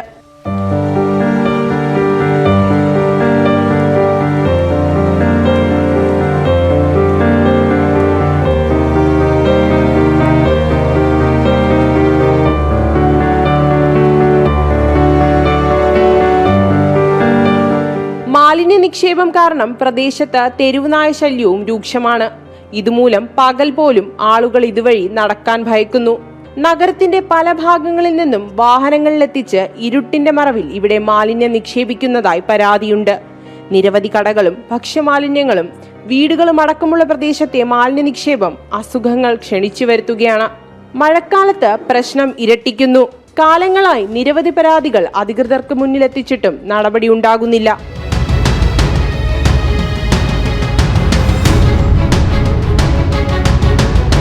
ഈ കാണുന്ന മാലിന്യങ്ങളെല്ലാം നീക്കം ചെയ്ത് വഴിവിളക്കുകളും ക്യാമറകളും സ്ഥാപിച്ച് പ്രശ്നത്തിനൊരു ശാശ്വത പരിഹാരം കണ്ടെത്തണമെന്നാണ് ഇവിടത്തെ ജനങ്ങളുടെ ആവശ്യം. ക്യാമറാമാൻ മനോജിനോടൊപ്പം ശ്രീനന്ദ, ജനം, തിരുവനന്തപുരം. ആലപ്പുഴയുടെ തീരപ്രദേശങ്ങളിൽ കടൽക്ഷോഭം രൂക്ഷം. ആറാട്ടുപുഴയിൽ ഒരു വീട് തകർന്നു. നിരവധി വീടുകൾ അപകടാവസ്ഥയിലാണ്. പെരുമ്പള്ളി ഭാഗത്ത് തീരദേശ റോഡ് കടലെടുത്തു. ആലപ്പുഴ ജില്ലയിലാകെ കടൽക്ഷോഭം രൂക്ഷമായതോടെ വ്യാപക നാശനഷ്ടമാണ് ഉണ്ടായത്. ആറാട്ടുപുഴ പെരുമ്പള്ളിയിൽ കടൽക്ഷോഭം അതിരൂക്ഷമാണ്. ഇവിടെ റോഡിൻ്റെ ഒരു ഭാഗം കടലാക്രമണത്തിൽ ഒലിച്ചുപോയി. പെരുമ്പള്ളി പറത്തറയിൽ കുഞ്ഞുമോൻ്റെ വീട് പൂർണ്ണമായും തകർന്നു. ഈ ഭാഗങ്ങളിലുള്ള നിരവധി വീടുകൾ അപകടാവസ്ഥയിലാണ്. ഈ വിവരങ്ങൾ അറിയിച്ചിട്ടും റവന്യൂ അധികാരികൾ പ്രദേശത്തേക്ക് തിരിഞ്ഞു നോക്കിയില്ല. ഇതിൽ പ്രതിഷേധിച്ച് നാട്ടുകാർ റോഡ് ഉപരോധിച്ചു. ഓരോ നിമിഷവും മാറി മാറുന്ന ഭരണകർത്താക്കൾ ഓരോരുത്തരായി നൽകുന്ന ഓരോ വിഷയങ്ങൾ മാത്രമാണ് ഇവർക്ക് മാത്രം പ്രതിഫലമായിട്ടുള്ളത്. സ്വന്തം കയ്യിലെ കാശ് ചെലവഴിച്ചിട്ടാണ് ഇവിടെ താമസിക്കുന്ന ഒരമ്മയും കുഞ്ഞും ഇവിടെ ചാക്കുകൾ നിരത്തി ഇവരുടെ സംരക്ഷിക്കാൻ ശ്രമിച്ചത്. കടലും കായലും തമ്മിൽ 10 മീറ്റർ മാത്രം അകലമുള്ള പ്രദേശമാണ് പെരുമ്പള്ളി. ഇവിടെ ശക്തമായ കടൽഭിത്തിയും പുലിമുട്ടും സ്ഥാപിച്ച് തീരം സംരക്ഷിച്ചില്ലെങ്കിൽ കടലും കായലും കൂടിച്ചേരാൻ ഇടയാകും. അങ്ങനെയുണ്ടായാൽ കായലുമായി ബന്ധപ്പെട്ട ഇടങ്ങളിലെ ആവാസ വ്യവസ്ഥ അപ്പാടെ തകരുകയും ചെയ്യും. ഇതേസമയം അമ്പലപ്പുഴ, ചേർത്തല, ഒറ്റമശ്ശേരി, കാക്കാഴം, കരൂർ, വണ്ടാനം, തൃക്കുന്നപ്പുഴ ഭാഗങ്ങളിലും കടൽ പ്രക്ഷുബ്ധമാണ്. ജനം, ആലപ്പുഴ. കൊല്ലം കടക്കലിൽ 20-കാരിയുടെ ചിത്രം മോർഫ് ചെയ്ത് പ്രചരിപ്പിക്കുമെന്ന് ഭീഷണിപ്പെടുത്തി പണം തട്ടാൻ ശ്രമിച്ച പ്രതി അറസ്റ്റിൽ. ഒളിവിലായിരുന്ന മൈനാഗപ്പള്ളി സ്വദേശി അജാസ് ആണ് പിടിയിലായത്. പ്രതിയെ കോടതിയിൽ ഹാജരാക്കി റിമാൻഡ് ചെയ്തു.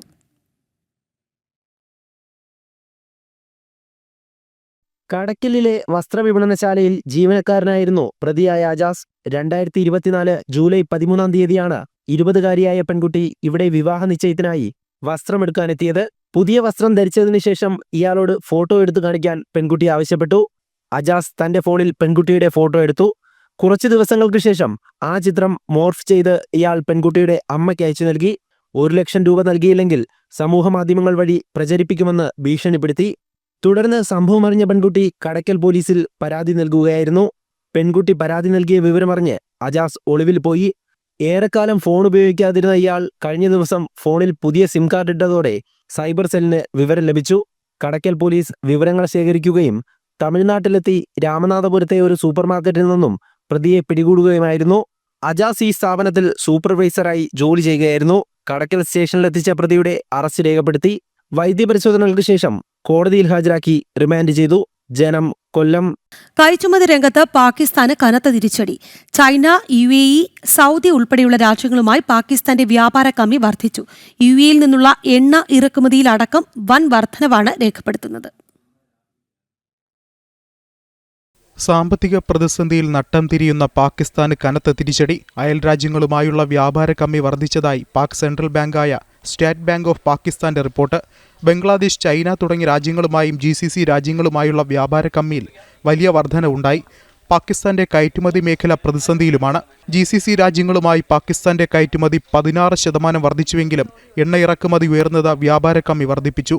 2025 മെയ് വരെയുള്ള സാമ്പത്തിക വർഷത്തിൽ ഗൾഫ് രാജ്യങ്ങളുമായുള്ള പാകിസ്ഥാന്റെ വ്യാപാര കമ്മി 14% വർദ്ധിച്ച $12.4 billion Saudi Arabia, UAE, Qatar, Kuwait, Oman, Bahrain എന്നീ GCC രാജ്യങ്ങളുമായി സ്വതന്ത്ര വ്യാപാര കരാറിനായി പാകിസ്ഥാൻ ശ്രമിക്കുന്നുണ്ടെങ്കിലും ഇതുവരെയും നടപ്പിലായിട്ടില്ല.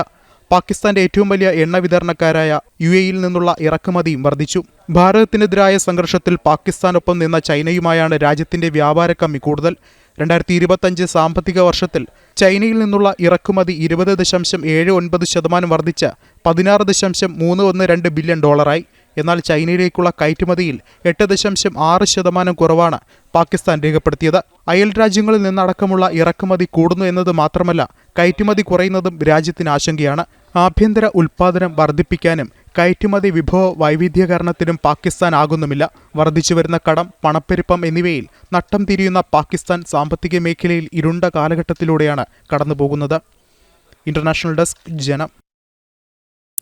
ദുബായിൽ പൊതുഗതാഗതം കൂടുതൽ ജനപ്രിയമാകുന്നു. ഈ വർഷം ആദ്യ 6 മാസത്തിൽ പൊതുഗതാഗതം ഉപയോഗിച്ചവരുടെ എണ്ണത്തിൽ 9% വർധനവുണ്ടായിട്ടുണ്ട് എന്ന് Dubai roads and transport authority അറിയിച്ചു. ദുബായിൽ പൊതുഗതാഗത സംവിധാനം ഉപയോഗിക്കുന്നവരുടെ എണ്ണം വർദ്ധിക്കുകയാണ്.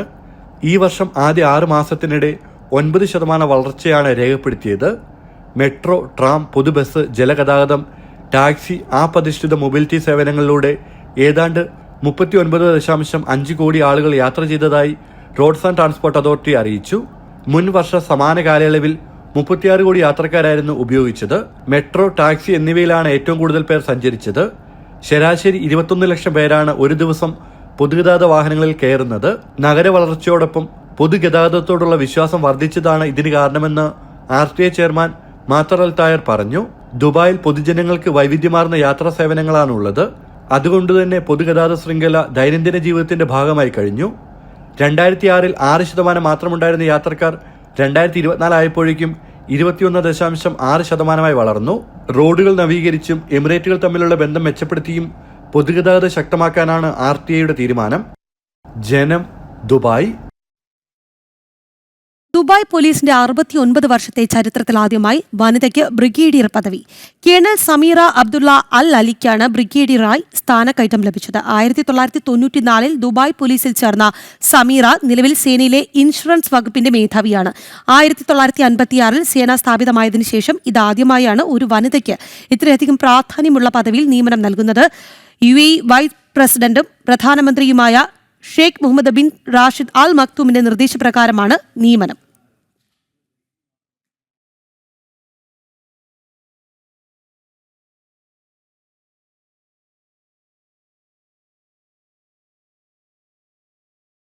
സിറിയ തെരഞ്ഞെടുപ്പിലേക്ക്.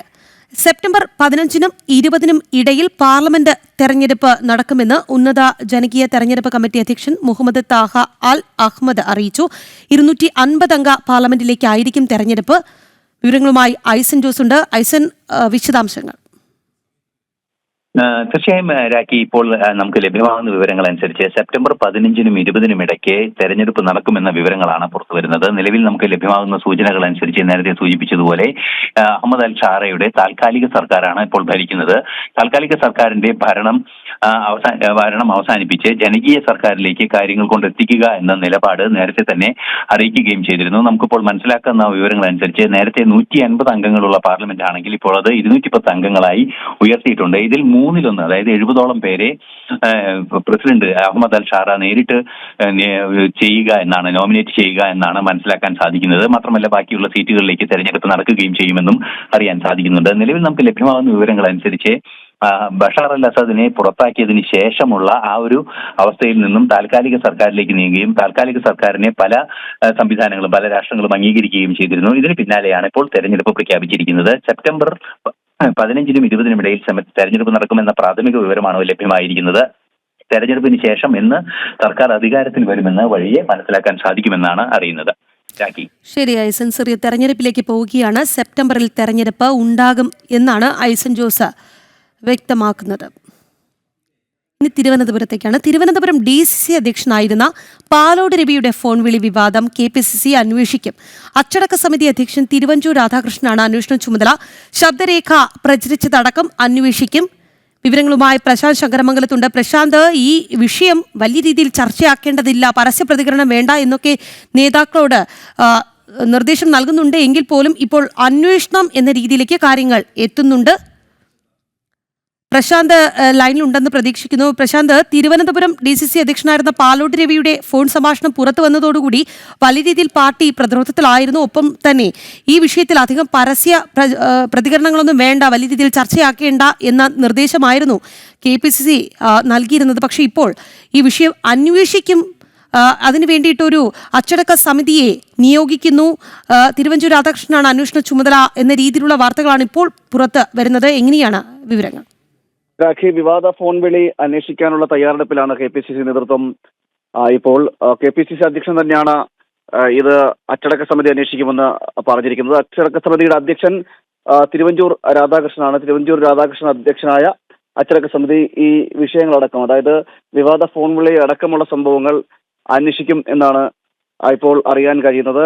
മാത്രമല്ല, ഫോൺ വിളിയിലേക്ക് എത്തിയ സംഭവം DCCയിലെ പ്രശ്നങ്ങളടക്കമുണ്ടെങ്കിൽ അതടക്കം ഈ അന്വേഷണത്തിന്റെ ഭാഗമായിട്ടുണ്ടാകുമെന്നും അറിയാൻ കഴിയുന്നു. വലിയ രീതിയിലുള്ള നാണക്കേട് ഈ വിഷയത്തിൽ KPCCക്ക് ഉണ്ടാക്കി തീർക്കുന്ന ഒരു സാഹചര്യം ഉണ്ടായിരുന്നു. കാരണം ഫോൺ വിളി സന്ദേശം പുറത്തു വരികയും അത് മാധ്യമങ്ങളോട് വാർത്തയാകുകയും ചെയ്തതോടുകൂടി തന്നെ KPCC നേതൃത്വത്തിനും നാണക്കേടുണ്ടായി. കാരണം ഈ തെരഞ്ഞെടുപ്പൊക്കെ അടക്കം അടുത്തു വരുന്ന സാഹചര്യമാണ്. ആ സമയത്ത് ഇത്തരത്തിലുള്ള ഫോൺ വിളി വലിയ രീതിയിലുള്ള നാണക്കേടാണ് KPCC നേതൃത്വത്തിനടക്കം ഉണ്ടാക്കിയത്. അതുകൊണ്ട് തന്നെയാണ് ഇത് അന്വേഷിച്ച് കൃത്യമായൊരു വിവരം, അതായത് ഫോൺ വിളി ചോർന്നതടക്കമുള്ള കാര്യം, എന്തുകൊണ്ട് ചോർന്നതടക്കമുള്ള കാര്യങ്ങളാണ്. കാരണം രണ്ട് വ്യക്തികൾ തമ്മിൽ സംസാരിച്ച വിഷയമാണ്. അതും തികച്ചും സ്വകാര്യമായി സംസാരിച്ച രണ്ട് വ്യക്തികൾ തമ്മിൽ സംസാരമാണ്. അത് ചോരുന്ന തരത്തിലേക്ക് പോവുകയും അത് മാധ്യമങ്ങൾക്ക് ചോർത്തി നൽകിയതടക്കമുള്ള കാര്യങ്ങൾ ഉണ്ട്. ഇതടക്കം ആണ് അന്വേഷിക്കുന്നത്. അത് അങ്ങനെ മാധ്യമങ്ങൾക്ക് ചോർത്തി നൽകിയതടക്കമുണ്ടായ സാഹചര്യം എന്താണെന്നടക്കമുള്ള കാര്യങ്ങളും അന്വേഷിക്കുകയും ചെയ്യും. എന്തായാലും നിലവിൽ ഈ വിഷയം അന്വേഷിക്കാൻ KPCC നേതൃത്വം തയ്യാറെടുക്കുന്നു. അച്ചടക്ക സമിതി അന്വേഷിക്കും. എന്നാണ് ഇപ്പോൾ ഏറ്റവും പുതിയതായി പുറത്തു വരുന്ന വിവരം. KPCC അധ്യക്ഷൻ സണ്ണി ജോസഫ് തന്നെയാണ് ഇക്കാര്യം അറിയിച്ചിരിക്കുന്നത്. തിരുവഞ്ചൂർ രാധാകൃഷ്ണൻ അച്ചടക്ക സമിതിയുടെ അധ്യക്ഷനായ ഒരു സമിതിയാണ് ഇത് അന്വേഷിക്കുക. എന്തായാലും എത്രയും വേഗം ഈ വിഷയം അന്വേഷിച്ചുകൊണ്ട് റിപ്പോർട്ട് സമർപ്പിക്കാനാണ് നിലവിൽ നിർദ്ദേശം നൽകിയിരിക്കുന്നത്. അതുകൊണ്ട് തന്നെ വേഗത്തിൽ തന്നെ ഉണ്ടാകും. ഈ പാലോട് രവി അടക്കമുള്ളവരോട് സംസാരിച്ചുകൊണ്ടായിരിക്കും ഇതിൽ അന്വേഷണം നടക്കുക. മാത്രമല്ല മറ്റ് വിഷയങ്ങൾ എന്തെങ്കിലും ഉണ്ടായിട്ടുണ്ടോ എന്നടക്കമുള്ള കാര്യങ്ങളും ഇത് അന്വേഷണത്തിന്റെ ഭാഗമായിട്ടുണ്ടാകുകയും ചെയ്യും. അതായത് DCC നേതൃത്വത്തിനുള്ളിൽ ഭിന്നതകൾ ഉണ്ടായിട്ടുണ്ടോ, അല്ലെങ്കിൽ അത്തരം ഭിന്നതകളാണോ ഈ സന്ദേശം പുറത്തു വന്നതിന് പിന്നിലേക്ക് പോയത് എന്നത് ഉൾപ്പെടെയുള്ള കാര്യങ്ങളാകും അന്വേഷണത്തിന്റെ ഭാഗമാകുക. ശരി പ്രശാന്ത്, പാലോട് രവിയുടെ ഫോൺ സംഭാഷണവുമായി ബന്ധപ്പെട്ട് KPCC അന്വേഷിക്കും എന്ന വാർത്തയാണ് പ്രശാന്ത് ശങ്കരമംഗലത്ത് തിരുവനന്തപുരത്ത് നിന്ന് പങ്കുവച്ചത്. ഇനി ആലപ്പുഴയിലേക്കാണ്. നെൽകർഷകർ ശക്തമായ പ്രതിഷേധം തുടരുമ്പോഴും സിവിൽ സപ്ലൈസ് വഴി സംഭരിച്ച നെല്ലിന്റെ വില നൽകാതെ സർക്കാർ. നിലവിൽ കർഷകർക്ക് നൽകാനുള്ളത് 596 കോടിയിലധികം രൂപയാണ്. പ്രളയം വിട്ടൊഴിയാത്ത കുട്ടനാട്ടിലടക്കം കർഷകർ മുഴുപട്ടിണിയിലുമാണ്. എന്നിട്ടും സർക്കാർ അവഗണന തുടരുന്നതിനെക്കുറിച്ച് കർഷക മോർച്ച അടക്കം പ്രതിഷേധം ശക്തമാക്കാനുള്ള തീരുമാനത്തിലാണ്. വിവരങ്ങളുമായി സുധീഷ് ഗോപാലുണ്ട്. സുധീഷ്, നെൽകർഷകർക്ക് കിട്ടേണ്ട പണം പോലും കിട്ടുന്നില്ല. 596 കോടിയിലധികം രൂപ കിട്ടാനുണ്ട് എന്നുള്ളത് വലിയ കണക്കാണ്. എങ്ങനെയാണ് വിവരങ്ങൾ?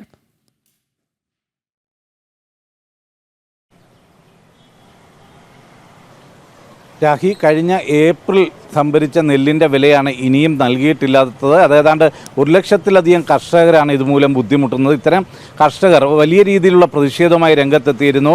പാടി മാർക്കറ്റിംഗ് ഓഫീസ് ഉപരോധിക്കുന്ന രീതിയിലേക്ക് വരെ കർഷകരുടെ സമരമെത്തി. അന്ന് ഈ പണം ചോദിച്ച് അവിടെ എത്തിയ കർഷകർക്കെതിരെ കേസെടുക്കുന്ന ഒരു സാഹചര്യമാണ് ഉണ്ടായത്. അതായത് ഏതാണ്ട് 6 മാസത്തിലധികം വരുന്ന അധ്വാനം, അതോടൊപ്പം കയ്യിലിരിക്കുന്ന പണം മൊത്തം മുടക്കി പാടത്ത് കഷ്ടപ്പെട്ട് നെല്ല് വിളയിച്ച് ആ നെല്ല് സർക്കാരിനെ ഏൽപ്പിച്ചിട്ട് ആ പണം ചോദിച്ചതിൻ്റെ പേരിൽ കേസിൽ പ്രതിയാക്കപ്പെടുന്ന ഒരു സാഹചര്യമാണ് കുട്ടനാട്ടിലെ അടക്കം കർഷകർ ഇന്ന് നേരിടുന്നത്. അവർക്ക് 596 കോടി രൂപ ഇനിയും നൽകാനുണ്ട്. നെല്ല് സംഭരിച്ചിട്ട് മാസങ്ങൾ പിന്നിട്ടു, എന്നിട്ടും ഒരു നടപടിയുമില്ല. അവർ തന്നെ ഈ കുട്ടനാട്ടിൽ തന്നെ 10,000 ഹെക്ടറോളം രണ്ടാം കൃഷി ചെയ്യുന്നുണ്ട്. അതായത് പുഞ്ചകൃഷി വിളവെടുപ്പിന് ശേഷം വീണ്ടും ഈ പ്രളയത്തെ എല്ലാം അതിജീവിച്ച് കൃഷി ചെയ്യാനായി ഒരുമ്പെട്ടിറങ്ങിയ ആ കർഷകരും ഇന്ന് വലിയ പ്രതിസന്ധിയിലാണ്. കാരണം പമ്പിംഗ് സബ്സിഡി ഇല്ല, നെൽവിത്ത് കൃത്യമായി ലഭ്യമാക്കുന്നില്ല. അങ്ങനെ ഒരു ആനുകൂല്യങ്ങൾ, പുറംബണ്ടുകൾ ശക്തിപ്പെടുത്തിയില്ലെങ്കിൽ മടവീഴ്ചയിൽ വലിയ നഷ്ടമുണ്ടാകും. ഈ പ്രശ്നങ്ങളെല്ലാം അവതരിപ്പിക്കുമ്പോഴും ഇതിന് നേരെ എല്ലാം കണ്ണടയ്ക്കുന്നു. അതോടൊപ്പം തന്നെ സ്കൂൾ തുറന്നു, കുട്ടികളെ സ്കൂളിലേക്ക് അയച്ചതിൻ്റെ, ഇല്ലെങ്കിൽ മറ്റ് പ്രൊഫഷണൽ വിദ്യാഭ്യാസം തേടുന്ന മക്കളാണെങ്കിൽ അവരുടെ കാര്യം, കോളേജുകളിലെ അഡ്മിഷൻ നടക്കുന്നു. ഈ കാര്യങ്ങൾക്കൊന്നും പണമില്ല. അതിൻ്റെ കൂടെയാണ് പകർച്ചവ്യാധികൾ ഈ പ്രളയത്തിനൊപ്പം വരുന്നത്. ആ പ്രളയവും ഏതാണ്ട് 4ാം വട്ടമാണ് ഇപ്പോൾ ഉണ്ടായിരിക്കുന്നത്. അതായത് മെയ് അവസാന വാരം എത്തിയ പ്രളയം പിന്നീട് വിട്ടൊഴിഞ്ഞിട്ടില്ല എന്നത് തന്നെയാണ് കുട്ടനാടിൻ്റെ അവസ്ഥ. ഇന്നലെ വരെയും കിഴക്കൻ വെള്ളത്തിൻ്റെ വരവ് ശക്തമായിരുന്നു. ഈ രീതിയിലെല്ലാം പ്രതിസന്ധി നേരിടുമ്പോൾ കൊടുക്കാനുള്ള പണം പോലും സർക്കാർ നൽകുന്നില്ല. ഇവരുടെ ഈ ദുഃഖം ആര് തിരിച്ചറിയുമെന്നതാണ് ഈ കുട്ടനാടൻ കർഷകർ ചോദിക്കുന്നത്. ഇത് ഏറ്റെടുത്തുകൊണ്ടാണ് കർഷക മോർച്ച ഉൾപ്പെടെയുള്ള സംഘടനകൾ വലിയ പ്രക്ഷോഭത്തിന് ഒരുങ്ങുന്നത്. ഇന്ന് കുമ്മനം രാജശേഖരൻ ഈ കർഷകരുടെ പ്രശ്നം കാണുന്നതിന് വേണ്ടി വീണ്ടും കുട്ടനാട്ടിലേക്ക്, ആലപ്പുഴയിലേക്ക് എത്തുകയാണ്. നിരവധി തവണ കുട്ടനാട് സന്ദർശിച്ച് അവരുടെ പ്രശ്നങ്ങൾ വിലയിരുത്തിയിരുന്നു. അത് കേന്ദ്ര സർക്കാരിന് മുമ്പിൽ അവതരിപ്പിച്ചുകൊണ്ട് ഒരു പരിഹാരം തേടാനുള്ള നീക്കമാണ് നടക്കുന്നത്. ഇതേ സാഹചര്യത്തിൽ തന്നെ സഹകരണ സംഘങ്ങളുടെ കൂട്ടായ്മയിൽ അത് BJP അനുകൂല സംഘങ്ങളെ കൂട്ടിച്ചേർത്തുകൊണ്ട് നെല്ല് സംഭരിക്കാനുള്ള ഒരു നീക്കവുമായും BJP രംഗത്തെത്തുന്നുണ്ട്. ആ രീതിയിലെല്ലാം കർഷകരുടെ പ്രശ്നം പരിഹരിക്കാനുള്ള ശ്രമങ്ങൾ നടക്കുന്നു.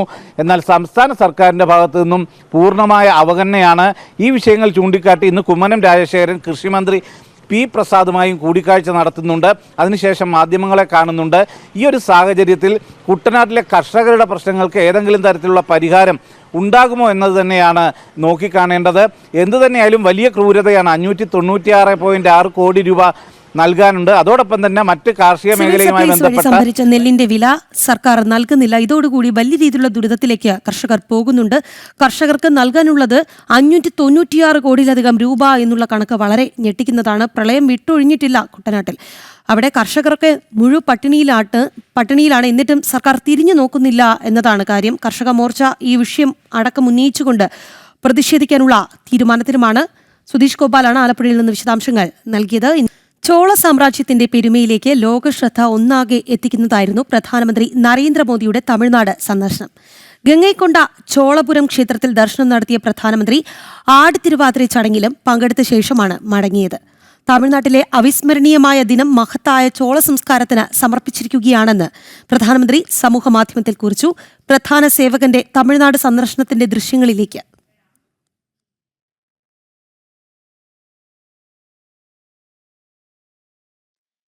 ഇന്ന് ലോക ഹെപ്പറ്റൈറ്റിസ് ദിനം. ഇന്ന് ലോകത്ത് ഹെപ്പറ്റൈറ്റിസ് രോഗികളുടെ എണ്ണം വളരെയധികം വർദ്ധിച്ചിരിക്കുകയാണ്. യഥാസമയം രോഗനിർണയം നടത്താതിരിക്കുന്നതും ചികിത്സിക്കാത്തതും ഹെപ്പറ്റൈറ്റിസ് ബാധിച്ച് മരിക്കുന്ന രോഗികളുടെ എണ്ണത്തിലും വലിയ വർധനവാണ് ഉണ്ടാക്കിയിട്ടുള്ളത്. രോഗനിർണയത്തെക്കുറിച്ചും പ്രതിരോധ മാർഗങ്ങളെക്കുറിച്ചും കൊച്ചി അമൃത ഹോസ്പിറ്റലിലെ ക്ലിനിക്കൽ പ്രൊഫസറും ചീഫ് ട്രാൻസ്പ്ലാന്റേഷൻ സർജനുമായ ഡോക്ടർ എസ് സുധീന്ദ്രൻ സംസാരിക്കുന്നു.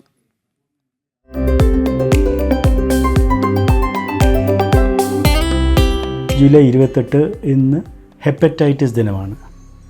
എന്തിനാണ് ഇങ്ങനെ ഒരു ഹെപ്പറ്റൈറ്റിസ് ദിനം? 2-3 കാര്യങ്ങളുണ്ട്. ഒന്ന്, ഹെപ്പറ്റൈറ്റിസ് എന്നുള്ള വൈറസ് കൊണ്ടുള്ള അസുഖം ഈ ലോകത്ത് 30 കോടി ആൾക്കാരെ എഫക്റ്റ് ചെയ്യുന്നുണ്ട്. രണ്ടാമത്, പലപ്പോഴും നമ്മൾ ഈ അസുഖം വരുമ്പോഴത്തേക്കും അറിയുന്നില്ല ഇതിനെക്കുറിച്ച്. അത് വന്ന് അതിൻ്റെ മൂർച്ഛന്യത്തിലെത്തി സിറോസിസായി, ക്യാൻസറായി, ഈവൻ മരണം വരുന്നതിന് ആ ഒരു സമയത്തെ പലപ്പോഴും ഇത് അറിയാനുള്ളൂ. മൂന്നാമത്, അത് നമുക്ക് കൂടുതലും നമുക്കത് പ്രിവെൻറ്റ് ചെയ്യാൻ പറ്റും. അപ്പോൾ ഹെപ്പറ്റൈറ്റിസ് എന്നതിൻ്റെ അർത്ഥം, ഹെപ്പാറ്റ് എന്ന് വെച്ച് കഴിഞ്ഞാൽ കരൾ, ഐറ്റിസ് എന്നാൽ ഇൻഫ്ലമേഷൻ. ഇപ്പോൾ ലിവറിൽ ഇൻഫ്ലമേഷൻ എന്നാണ് അതിൻ്റെ അർത്ഥം. അത് വൈറസ് ABCDE എന്നുള്ള 5 വൈറസ് ഉണ്ടാക്കുന്നുണ്ട്. അതിൻ്റെ അകത്ത് B വൈറസിനും A വൈറസിനും വാക്സിനേഷൻ അവൈലബിൾ ആണ്. ആ വാക്സിനേഷൻ എടുത്താൽ തന്നെ നമുക്ക് നല്ലൊരു ശതമാനം പ്രിവെൻറ്റ് ചെയ്യാൻ പറ്റും. ഇതിൻ്റെ അകത്ത് Bയും Cയും പടരുന്നത് കൂടുതലും ബ്ലഡ് വഴിയാണ്. ഇപ്പോൾ നമ്മൾ സാധാരണ എടുക്കുന്ന ബ്ലഡ് ബാങ്കിലെ ബ്ലഡ് ഇതിനു വേണ്ടി ടെസ്റ്റ് ചെയ്ത് ഈ വൈറസ് ഇല്ലയെന്ന് 99.9% ഉറപ്പുവരുത്തിയിട്ടേ കൊടുക്കാറുള്ളൂ. പക്ഷേ അതല്ലാതെ വരുന്നത് പലപ്പോഴും ഈ നീഡിൽ ഷെയർ ചെയ്യുകയോ അല്ലെങ്കിൽ ഹെപ്പറ്റൈറ്റിസ് B ഉള്ള ഒരാളുടെ ബ്ലഡുമായിട്ട് എങ്ങനെയെങ്കിലും മിക്സ് ചെയ്യുകയോ ഓർ ഈവൻ സെക്ഷൽ റിലേഷൻ വഴിയും ഇത് പടരാനുള്ള ചാൻസ് ഉണ്ട്. ഹെപ്പറ്റൈറ്റിസ് A എന്ന് പറയുന്നത് അതിൻ്റെ ട്രാൻസ്മിഷൻ കേട്ടാൽ പലപ്പോഴും അരോചകമായിട്ട് തോന്നും. ഫീക്കോ ഓറൽ എന്ന് പറയും. അതായത് മലം നമ്മുടെ വായുവായിട്ട് ടച്ച് ചെയ്യുമ്പോൾ വരുന്നത്. അങ്ങനെ നേരെ ടച്ച് ചെയ്യുന്നതല്ല. അതെങ്ങനെയാണെന്ന് ചോദിച്ചു കഴിഞ്ഞാൽ, ഹെപ്പറ്റൈറ്റിസ് A ഉള്ള ഒരാൾ, അവർക്ക് ഹെപ്പറ്റൈറ്റിസ് ബാധിക്കുമ്പോഴത്തേക്കും ആ വൈറസ് അവരുടെ മലം വഴിയാണ് വെളിയിലോട്ട് വരുന്നത്. അപ്പോൾ പുള്ളി മലവിസർജനം കഴിഞ്ഞിട്ട് ക്ലീൻ ചെയ്ത് കൈ നന്നായിട്ട് വാഷ് ചെയ്തില്ലെങ്കിൽ ആ കയ്യിൽ മൊത്തം വൈറസിൻ്റെ പാർട്ടിക്കിളായിരിക്കും. പിന്നെ പുള്ളി ഇത് എവിടെ തൊട്ട് കഴിഞ്ഞാലും, പുള്ളി ഒരു കുക്കാണെങ്കിൽ പുള്ളിയുടെ ഫുഡിൽ മൊത്തം വരും, വെള്ളത്തിൽ മൊത്തം വരും. അത് മാത്രമല്ല, തൊട്ടടുത്തിരിക്കുന്ന സാധനങ്ങൾ എല്ലാം തൊട്ട് കഴിഞ്ഞാൽ ഫോൺ എല്ലാത്തിലും ആ വൈറസ് വരും. ആ സാധനം അടുത്തുള്ള ഒരാൾ തൊടുമ്പോഴത്തേക്കും അവരുടെ കയ്യിലോട്ട് ആ വൈറസ് പടരുന്നു. ഫുഡ് കഴിക്കുകയാണെങ്കിൽ നേരെ വയറിനകത്തോട്ട് പോവുകയാണ്. കയ്യിൽ വന്നു കഴിഞ്ഞാൽ ആ കൈ കൊണ്ട് നമ്മൾ പിന്നെ വായിൽ തൊടുമ്പോൾ ആ വൈറസ് വായു വഴി വയറിനകത്ത് ചെല്ലുന്നു. വയറിൽ നിന്ന് നമ്മുടെ കുടലിനകത്തുള്ള ബ്ലഡെല്ലാം ആദ്യം പോകുന്ന ലിവറിലോട്ടോ, വയറിൽ നിന്ന് നേരെ ലിവറിലോട്ട് പോകുന്നു. അങ്ങനെയാണ് ഹെപ്പറ്റൈറ്റിസ് A പടരുന്നത്. അപ്പോൾ ഇതെങ്ങനെ പ്രിവെൻറ്റ് ചെയ്യുന്നുള്ളത് 3 കാര്യങ്ങളാണ് നമ്മൾ ചെയ്യേണ്ടത്. ഒന്ന്, കൈ വൃത്തിയായിട്ട് നന്നായിട്ട് കഴുകുക. നമ്മൾ കോവിഡ് സമയത്ത് ഹാൻഡ് ഹൈജീൻ എന്ന് പറയുന്ന പോലെ അത് എപ്പോഴും നമ്മളത് യൂസ് ചെയ്യണം. നമ്മൾ മലവിസർജനം ചെയ്താൽ മാത്രമല്ല, എപ്പോഴും ആഹാരം കഴിക്കുന്നതിന് മുമ്പ്, കുക്ക് ചെയ്യുന്നതിന് മുമ്പ് എപ്പോഴും നമ്മൾ വൃത്തിയായിട്ട് സോപ്പ് വെള്ളമിട്ട് കഴുകണം. കഴുകുന്നത് ജസ്റ്റ് കൈ മാത്രം, ഇവിടെ മാത്രം പോരാ, കൈയുടെ front, back, tips of fingers, തള്ള വിരൽ, ഇതൊക്കെ നമ്മൾ കഴുകാൻ മറക്കുന്ന സാധനം. അവിടെ എല്ലാം നന്നായിട്ട് കഴുകണം. രണ്ടാമത്, നമ്മൾ കഴിക്കുന്ന ഫുഡ് നോക്കുക. എസ്പെഷ്യലി വീട്ടിലുള്ള നമ്മൾ പലപ്പോഴും കുക്ക് ചെയ്ത് കഴിക്കും, പക്ഷേ വെളിയിൽ നിന്ന് കഴിക്കുന്ന ഫുഡ് എങ്ങനെയാണ് നമുക്കറിയില്ല. അപ്പോൾ അതൊന്ന് വളരെ കെയർഫുൾ ആയിരിക്കണം. മൂന്നാമത്, വാക്സിനേഷന് വേണ്ടി പോവുക. നേരത്തെ പറഞ്ഞ പോലെ ഹെപ്പറ്റൈറ്റിസ് Aയ്ക്കും ഹെപ്പറ്റൈറ്റിസ് Bയ്ക്കും വാക്സിനേഷനുണ്ട്. നാലാമത്, എന്തെങ്കിലും സിംറ്റം വരുന്നുണ്ടെങ്കിൽ അപ്പോൾ തന്നെ പോയി നമ്മൾ ടെസ്റ്റ് ചെയ്യണം. പോയി നമ്മൾ നാട്ടുവൈദ്യന്മാരുടെ അടുത്തൊക്കെ പോയി നേരെ ട്രീറ്റ്മെൻറ്റ് എടുക്കുന്നത് അപകടകരമാണ്.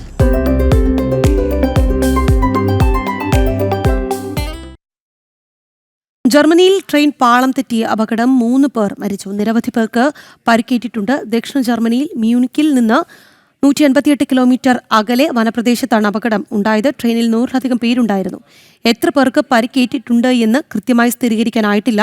അപകടം നടന്നതിന് പിന്നാലെ അഗ്നിശമന സേനാംഗങ്ങളടക്കം സ്ഥലത്ത് എത്തിയാണ് കുടുങ്ങിക്കിടന്ന യാത്രക്കാരെ പുറത്തെടുത്തത്.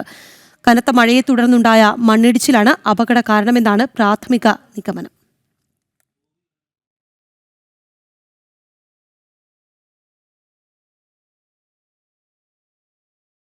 മാഞ്ചസ്റ്റർ ടെസ്റ്റിൽ ഇന്ത്യയ്ക്ക് വീരോചിത സമനില. സമ്മർദ്ദത്തിന് മുന്നിൽ പതറാതെ ബാറ്റ് ചെയ്ത രവീന്ദ്ര ജഡേജയും വാഷിംഗ്ടൺ സുന്ദറും ചേർന്നാണ് ഇന്ത്യയ്ക്കായി വിജയതുല്യ സമനില നേടിയത്. ഇരു താരങ്ങളും സെഞ്ചുറി നേടി. വാഷിംഗ്ടൺ സുന്ദർ ടെസ്റ്റ് ക്രിക്കറ്റിലെ കന്നി സെഞ്ചുറിയാണ് നേടിയത്. ജഡേജ 6 അടിച്ചാണ് സെഞ്ചുറി പൂർത്തിയാക്കിയത്. ജഡേജ 89 സുന്ദർ 80 റൺസ് എടുത്ത് നിൽക്കുമ്പോൾ ഇംഗ്ലീഷ് ക്യാപ്റ്റൻ ബെൻ സ്റ്റോക്സ് സമനില സമ്മതിച്ച് പിരിയാമെന്ന് പറഞ്ഞുവെങ്കിലും ഇന്ത്യ സമ്മതിച്ചില്ല. നേരത്തെ ക്യാപ്റ്റൻ ശുഭ്മാൻ ഗില്ലും ഇന്ത്യയ്ക്കായി സെഞ്ചുറി നേടിയിരുന്നു. ആകെ 6 വിക്കറ്റും സെഞ്ചുറിയും നേടിയ സ്റ്റോക്സാണ് man of the match. Kochi blue ടൈഗേഴ്സിന്റെ സ്ട്രെങ്ത് ആൻഡ് കണ്ടീഷനിംഗ് കോച്ചായി AT രാജാമണി പ്രഭുവിനെ നിയമിച്ചു.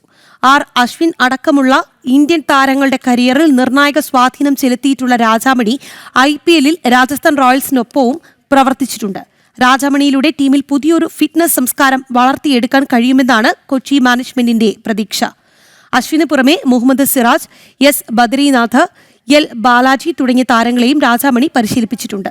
BCCIയുടെ ചെന്നൈയിലെ സ്പെഷ്യലിസ്റ്റ് അക്കാദമിക്കൊപ്പവും അദ്ദേഹം പ്രവർത്തിച്ചിട്ടുണ്ട്.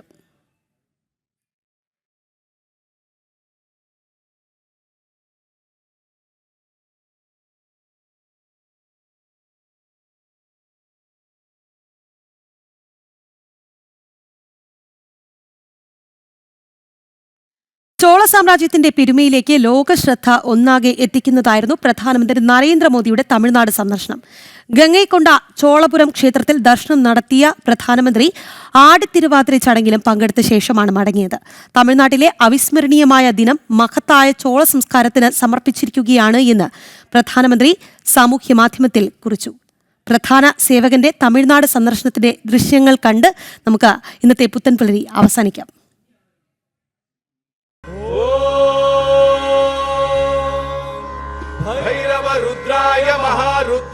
सावन का पवित्र महीना और बृहदेश्वर शिव मंदिर का निर्माण शुरू होने के 1000 ईयर्स का ऐतिहासिक अवसर रुद्राय अंड रुद्राय ब्रह्मांड रुद्राय ऐसे अद्भुत समय में मुझे भगवान बृहदेश्वर शिव के चरणों में उपस्थित होकर के पूजा करने का सौभाग्य मिला है. रुद्राय अदल रुद्राय विदल रुद्राय सुदल रुद्राय महादल रुद्राय धड़ादल रुद्राय तड़ादल रुद्राय पादाल रुद्राय नमो नमः.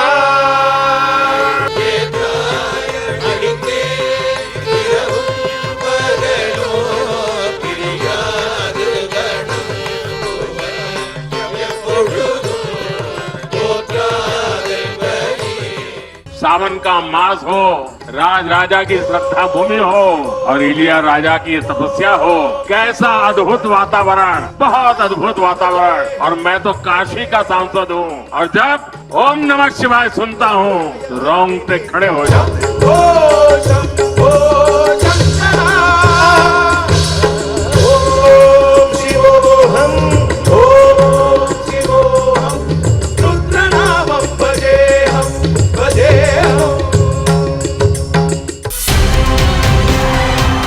आज जब मैं हेलीपैड से यहाँ आ रहा था 3-4 किलोमीटर का रास्ता काटते हुए और अचानक मैंने देखा एक बड़ा रोड शो बन गया और हर एक के मुंह से ऑपरेशन सिंदूर का जय जयकार हो रहा था.